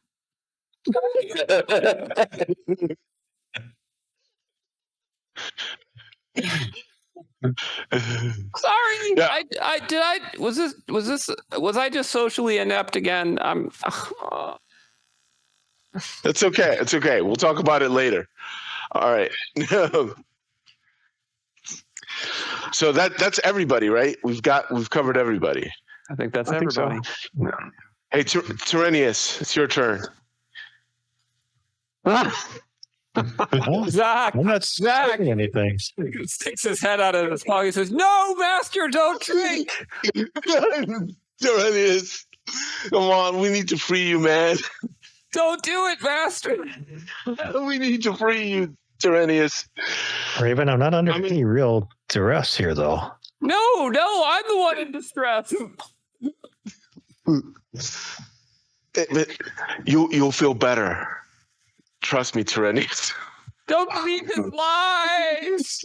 Yeah, but Raymond, I don't really feel anything. I don't really feel bad, though. You can't say lawful. I mean, lie. Think about it this way: we avoided this terrible That's true. encounter with the Very true. We probably would have all died. Very true. Yes, very true. Chaos You- services. You would have been able Wrong. to. So, Hawk, you're not helping our cause here. Just pipe down. Okay. Think about it. All right. You would have had the chance for this wonderful bonding experience with the prelate because we would have all been dead. The Griffins would have been feasting on our bones and cracking them open for our marrow by now. Yep. Delicious marrow. Yeah. We need to get you another familiar. Until then, I guess. No. Thank you. So are the elves are still around, right? Yeah, they're still working to build the funeral pyre. I mean, it takes a lot of fuel to cremate someone. So cremating a horse takes a lot of fuel. Wow. And they don't want to take, they don't want to cut down trees. So they're gathering, dead wood and whatnot to use. I was wondering about that. Okay. That's it's going to take them quite some time. Hagelak will join in, give a hand. Yeah. I will too. And while helping, while Raymond is helping, I asked the erstwhile leader, Mhm. and what is your name? I am Comwin Ua Brogan. And you? I am Raymond. Well met, Raymond. I am well met. I'm a crusader of Amanar. Who is Amanar in your tongue? We call him Amon Arn. Amanar. Well, it is great because I want you to know that you can count on us if ever this shrine is in danger and you require help in its defense. At least reach out to us. If no one else, I will come and protect it. It has done great good for us, the brothers, the Grey Brotherhood here. He says, I will take your words with the benevolence you intend. But this is a elven shrine, and it would be right for an elven guardian to defend it. I will be informing the mistress of our fastness of what has befallen the prior guardian, and she will make the arrangements. By chance, are you familiar with a spell sword named Gwynfor? Gwynfor? Oh, of course. He's from my fastness. How does he fare? He gave his life for the cause with us brothers, fighting evil in the forest. He says, Or stumbling into a locked room. He says, as between you and me, I can't say I'm surprised. That one always seemed like he had ill luck.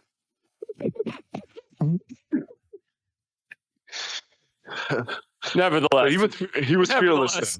His loss is tragic. Can't disagree. Right? Oh. Oh my goodness. All right. So now what? Head back to Turos Tem? No, I- I mean, I think we head straight back to Sifron, where we've got everything with us, so we can just keep going straight on Turos Orm and then back that way. All right. So it's the evening here, so you'll have to spend the night at the shrine because it's evening at this point. So I guess you can regroup everyone, or you want to go back so that you don't show the shoulders where the shrine is.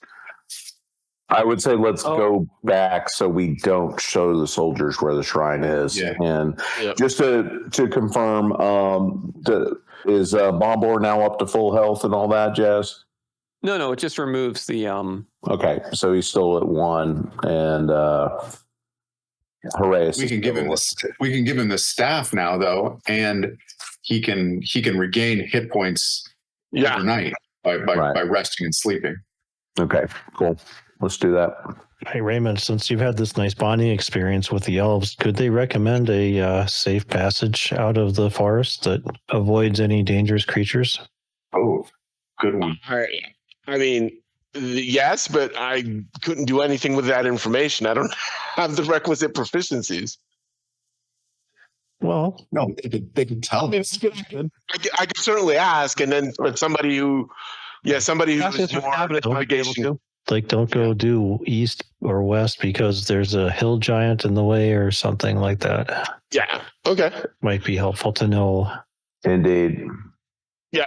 All right. So yeah, we'll certainly ask those. That question. What's the safest way out of this forest? We're trying to avoid notice and contact.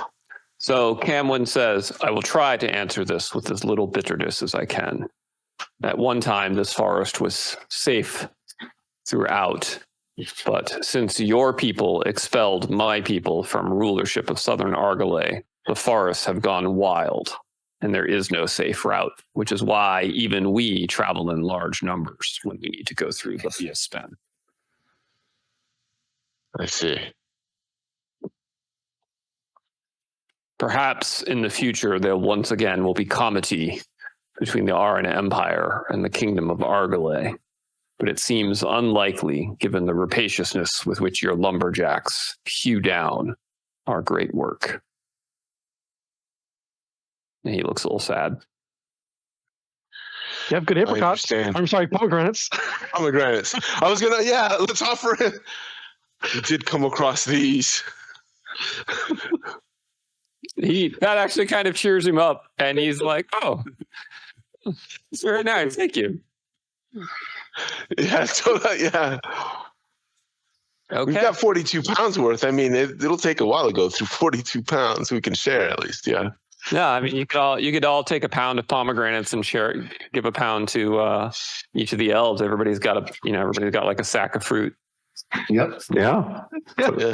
Toss a pound to your elf, kind of like toss a coin to your witcher. Similar, yeah. Sorry, we destroyed your forest. Here, have a fruit. Yeah, basket. Hey, yeah. There's still many legacies of your people here that thrive, such as these pomegranates. That's very sweet of you that you guys do that, and he is grateful that you share that. So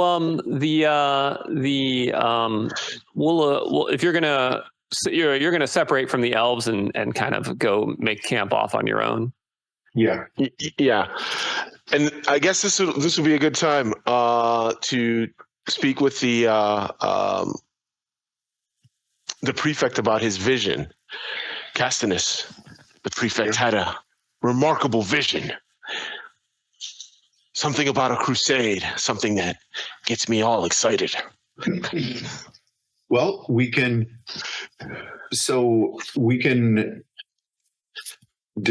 I think we are situated to be able to move overland back to Sifron as quickly as possible. We assume that's what heading straight for Turos and then back that way. Okay.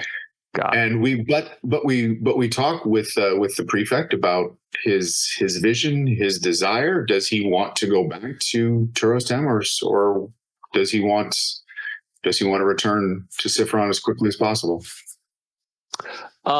He says there's no need for us to return to Turos Tem, and he's much more confident now. It's like he's a totally different person. Says there's no need for us to return to Turos Tem. In any event, I must be back in the capital by the first of the new month because of the celebration of the Unconquered Dawn. I will use the interim period to reflect upon what I have seen and lay plans. Well, do you want to move to the capital with haste now? He says, I think it's too late to ride now, but perhaps tomorrow we should begin to move. Yes, tomorrow. Yeah. Yes. Then we are agreed, Castanus, and he puts his hand on your shoulder. Okay. You've done me a great boon, and it will not be forgotten, even if my wife says it will be.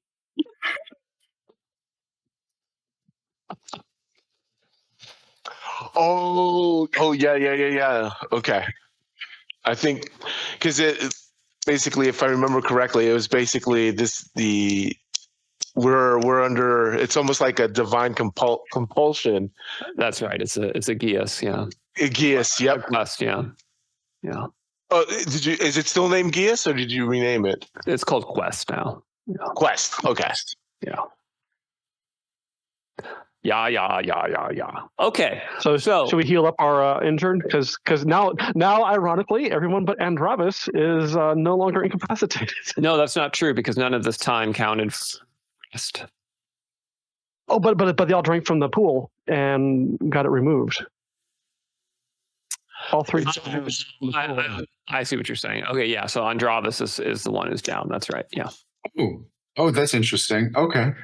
So Griffin and Bombor and Horaeus should be no longer incapacitated, if I understand that correctly, and so we should be able to heal them up. Mm-hmm. Go ahead. Yeah. All right. Is it 1d3 for the night? Is that what you said, or 2d3? 2d3. You have with the healing proficiency, you can have several people under the care of the healer, but you have to rest for the day. If you only do night, if it's just for the night, it's 1d3. Yeah. Okay. So here's Griffin. And then we can staff them too. You can staff them as well. That's right. I like how you can make so many words verbs in English. I know. Everything is in English. Yeah. Here's Griffin staffing. Wow. I've been informed tonight. Those are some awesome rolls lately. Here's All right, who's healing Horaeus? this is his rest roll. Oh, he's doing his rest roll first? Yeah. All right. Horaeus is going to be maxed out because that's how he rolls. So he's up to 3. I don't know why it was reading at 16, but hey, whatever. And then, he definitely needs to get it. Bombor and Horaeus could both use the staff to top him off or get it close at least. So that's 1d6 plus 1. That's right. All right. Here's Bombor. Turn your head and cough. Oh, of course. So, that gets him up to 6. Yeah, 6 out of 8. So that's not bad. And then, All right. Turn your head and cough.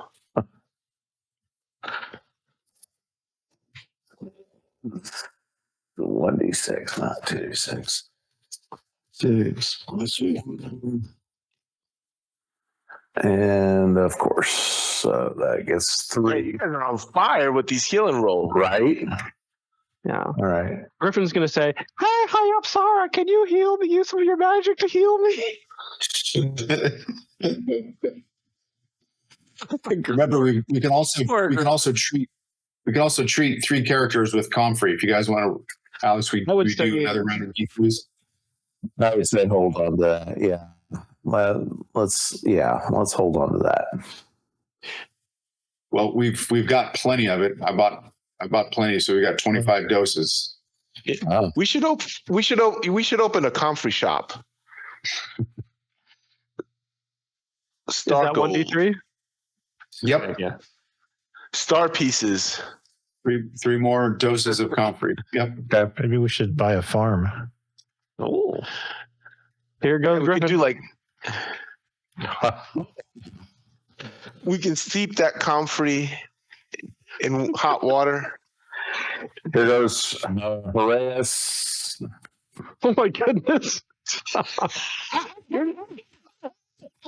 You're just proving that it's not just my bad luck tonight. Right. And here goes We're sharing. Here goes Bombor. Maybe Bombor will get him. Yes. The statistical probability of this happening is, pretty astronomical. But With us now. Let me do it. Horaeus Let's roll. has been healed.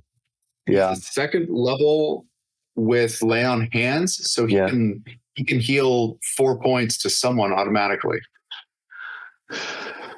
Can he do it to himself? I mean, he could. He could split it up too. Griffin's He doesn't down have to 3. do the I'm not sure how everyone else is doing. Griffin's at 3. No, he's down 3. Okay, he's down. Way down. Horace? Yeah. Haraeus is pretty hurt. Yeah, he'll go ahead and apply all 4 to himself. That'll get him much closer to. There we go. I think Sarah can also use her lay on hands on Horaeus and give him 2 points. Okay. She has not used it today. All right, that gets him within 3. He's down 3 now, so he should be all right. And Bombor's only down 1, so Okay. In the morning, I guess, staff Griffin again, and hopefully we'll get him. Yeah. All right, cool beans. Okay. So, the next day, you guys set out. All right, here's So- Griffin's staff rolled in. It is now the 8th. It's another hot day, about 90 degrees, partly cloudy. And you start heading northward. All right. And you guys are making your way through the forest when your explorer up in the front, Scavenus, calls a halt. And then he looks back and he points up into the trees. And looking up, you see something remarkable. It's the remnants of an elven fastness, treehouse city. The vast majority of the tree houses are badly decayed and look exceptionally unsafe, but one of the tree houses is still relatively intact, and there is a rope ladder hanging from it. But we definitely have to check this place out. Yeah. I think so. I'm down with that.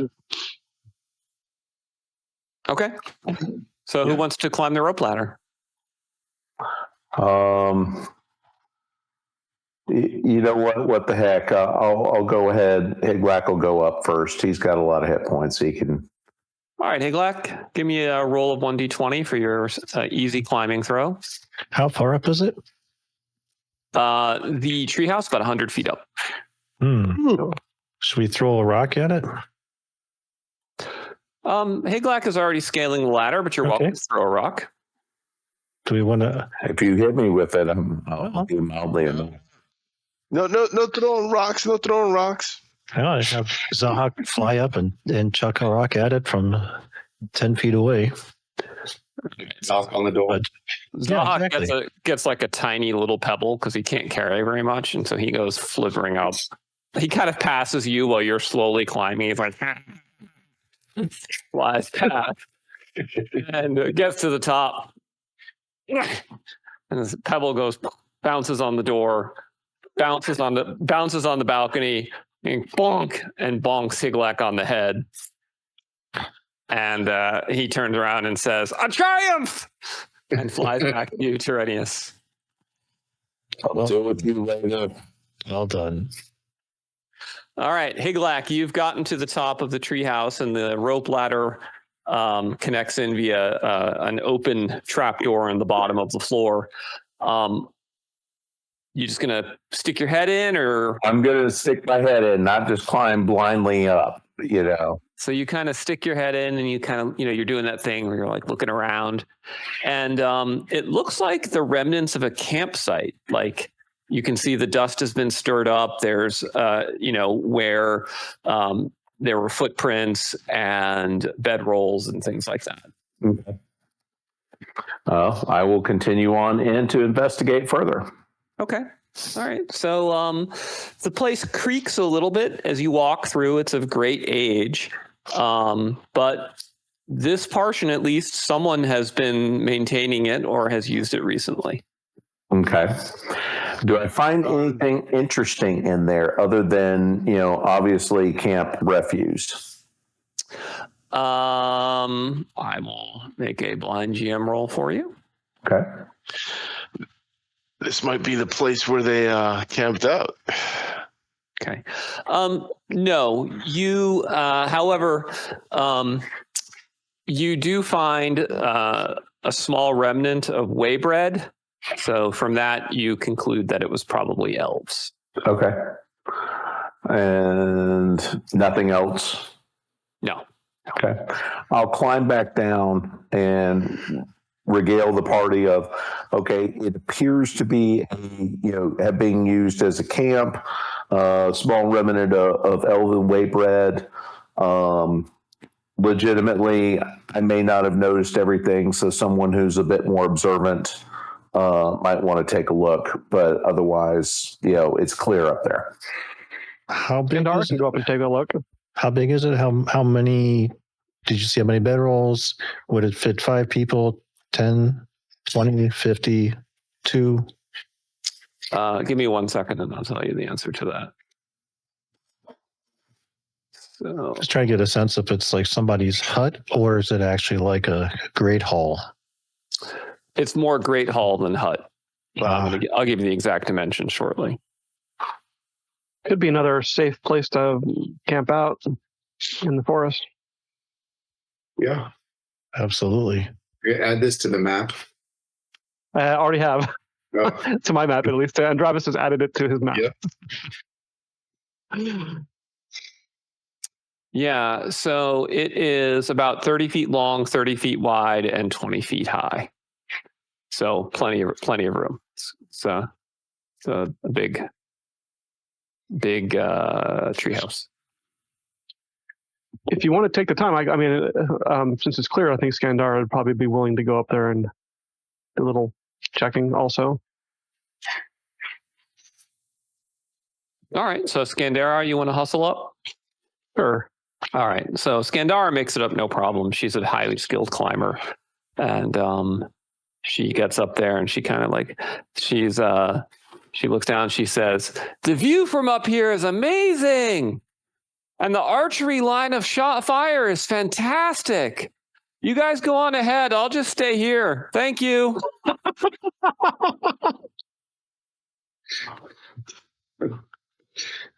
I think I've discovered my true calling is I'm an elf. Right. Does she find anything doing a search in there? Oh, you want me to search? Can you tell how recently people have been in there or how old the food is? Well, somebody was tromping around just 5 minutes ago. Well, All right. So Skandara spends 10 minutes doing a very thorough search. And she then sticks her head back down the rope ladder and she says, looks like a pretty big group of people camped out here, maybe 24. Pretty recently, I would say, because the dust hasn't really filled that back up much. Okay. Could be the It was the group that we saw. Yeah. Yeah. It was those guys. Yep. certainly could be.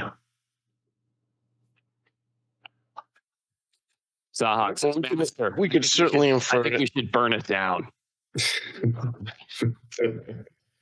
Well, he's very useful. Whatever he says, do the opposite. Do the opposite. Yeah, that's exactly. We can't do that while we're in their forest. Yeah. Fine. Well, I think we're good. Yep. No. Yep. Okay. So you guys continue your trek forward through the forest, and at this point, hilarity ensues. Uh-oh. So I would like everyone to roll 1d20 for their characters and for yourself, and then if you get the low number, you're the one who's affected by what's about to happen. So that was big whack. Higlak 13. Okay, who's this? Raymond. Raymond 19. Okay, Newton lucky as Andravas? always. Ooh, I'm up. Okay. We have to roll for the henchman also? Rolls a 16. Nope, just roll for yourself. So who hasn't rolled yet? Here comes Castinus. All right, so Higlak with a 13 is the low roll. Unbelievable. Wow. Well, I guess unlucky 13. Okay. Right. So Higlak, you're all just riding along through the forest. It's fairly dense, so obviously as you're riding, like you're hitting brush, and it just so happens as you're riding, your horse is the one that shakes that branch, and you're like, what's that buzzing sound? And then you look up in horror because the branch that your horse just hit has multiple beehives, and they just start swarming you. So you take 2 points of damage. Honestly, better that Higlak takes the 2 points of damage than anybody else. And then we'll go over here to have a fight about it. Oh, man. All right, so we'll just use this map because here we are. And kind of throw all you guys into the battle. And oops. Angry bees.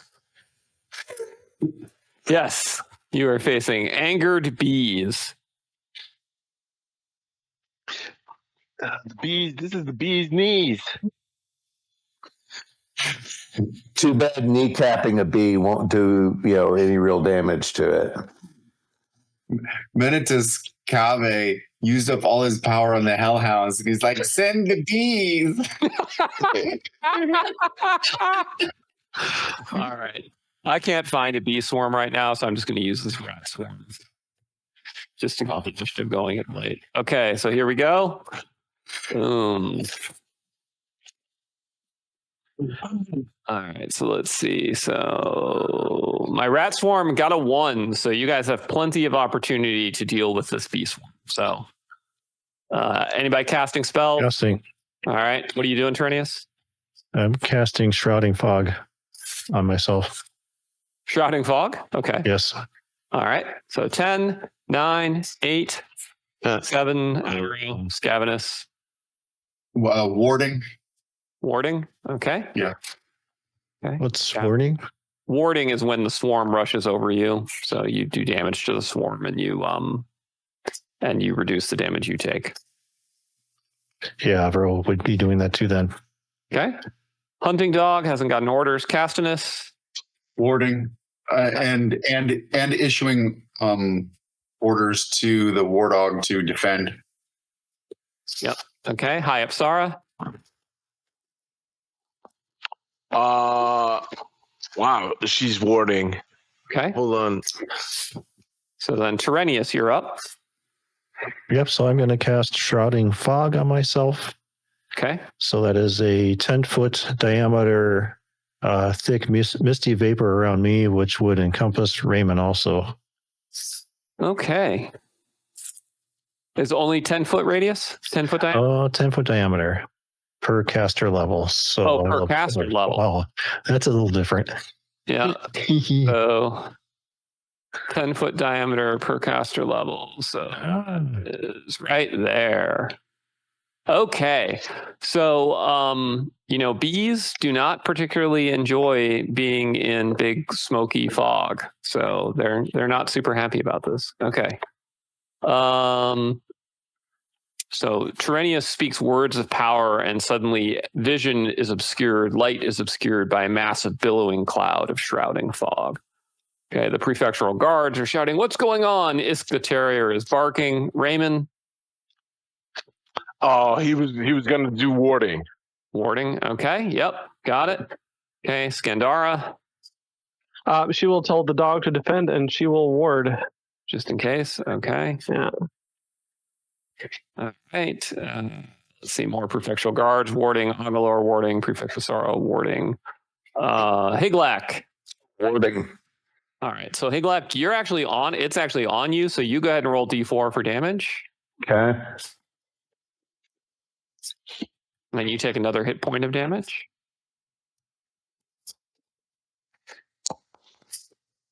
Okay. All right. War dog is warding. All right. So let me decide what this swarm is going to do here. Yeah. Okay. So that swarm is like, nope, we're leaving. Nope. The swarm is noping the fuck out of there. Nice. So Irania's all kinds of clutch today. all right. So yeah, it evacuates the scene. It's not interested in being smoked to death. They were mad at you, but they weren't like that mad, and they feel like it's been an even trade. We smoked them. Ooh, yes. Like a Marlboro. All right. So let's see, that was 9, 18, 24, and 30 miles. Okay, so by the end of the day's travels, you have reached the road to Churros Orn. And Nice. it's time for camp, and that is probably a good stopping point because it's 12:30. So that's been our. Could we force march to the town? You could. You want to force march to Churros Orn? Yes, I definitely think that would be Wait, safer. do you have anyone? You don't have wagons. Yeah, I'm sorry. So you can't. Yeah, I can't force march. Never mind. Oh, that's right.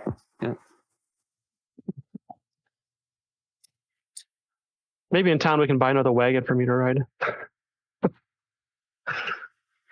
I'm sure we can find one. Oh yeah. Okay. So at the end of the 8th, party has stopped 12 miles south of Churros Orn. That should be the end of the 9th, I think. Because we Oh, that's right. Churros- Because no, that's right. Because you spent a day. You waited a day. Yeah. Yep.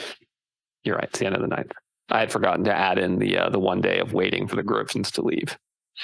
So, okay, fantastic, guys. Well, that was a good session. That went way better than it had any right to. I'll be very glad that we managed to dodge those Griffin. Yeah, that would have been horrible. Oh yeah, that would have been savage. So, yeah. Yeah, you see, we Wait. yeah, we recognize, we don't have to get into every fight. Yeah. Yep. Awesome. Well, that was a good session. I'm happy for you guys. So next session, you should be able to get back to Sifron pretty quickly because you're riding. Yeah. You're going to go at this point 45 miles a day. So 6, 12, 18, 24, 30, 36, 42, 48. Yeah. So, I mean, if you could just leave behind Andravas, you could be there in a day, but probably you do Churros Orn tomorrow and then Sifron the following day. Mhm. Yeah. So you'll be home safe. You can probably assume for next session, you'll be in Sifron and figuring out your next steps, unless there's another ambush waiting for you. I think my next step is going to be bed rest. Yep. Yeah, for sure. And our first chapter house is in Sidanos, right? That's right. Right. Okay. Probably. Maybe we need 2.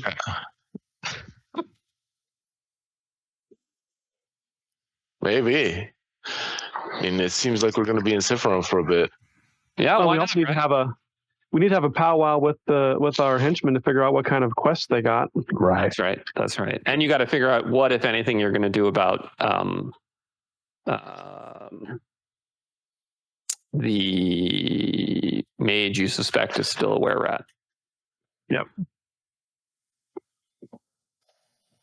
And whatever it is that our boys discovered in terms of. Yep. Okay, cool. Well, that'll be a fun session next week. Yeah. We'll have some skullduggery. You guys got a little bit of time to think about what you want to do next. Possible crusade, very exciting. And certainly a lot of gold. Yeah. Which is good because we're going to need to make some morale checks, and a little bit of extra gold might go a long ways towards keeping our henchmen employed. That's right. And I still think anyone that, if they decide not to, continue on with us, we should be offering them a position as a guard of our chapter house inside Annals. Yeah. I like that idea. Yeah. Well, I mean, No, They're the folks that they're the folks that we healed. So Right. Yeah. you got to weigh the benefit of having someone who's disaffected, keeping them on in a position of trust. Truth. Well, it's the reason why they're disaffected, though. I mean, if they're just like it's too bloody for me, you guys are great, but I can't do this anymore. And it's like, yeah, you want a safer job, you can guard the chapter house. Right. But You guys are a bunch of losers. I don't know why I wasted my life with you. Then Right. Yeah.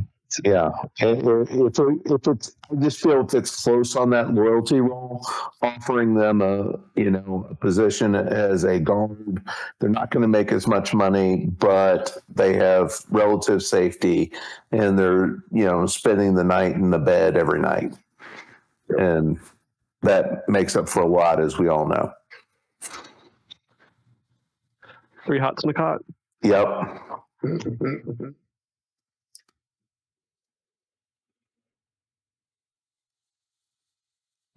Okay, guys. Well, good session. I am All right. I am genuinely a little bit stunned that nobody fell for attacking the dogs. You guys outsmarted the griffins. Like, that was great. Good play tonight. So the well-timed thunderclap annihilating the entire horde of dogs. That That was so sad. Yeah. And don't forget the bacon bits. That's right. That was good, right? The food, everything was great. yeah. Sausages. All right, guys. All right. all right. I'll see you all in 2 weeks. Yep. Okay, night all. All right. Good game. Good.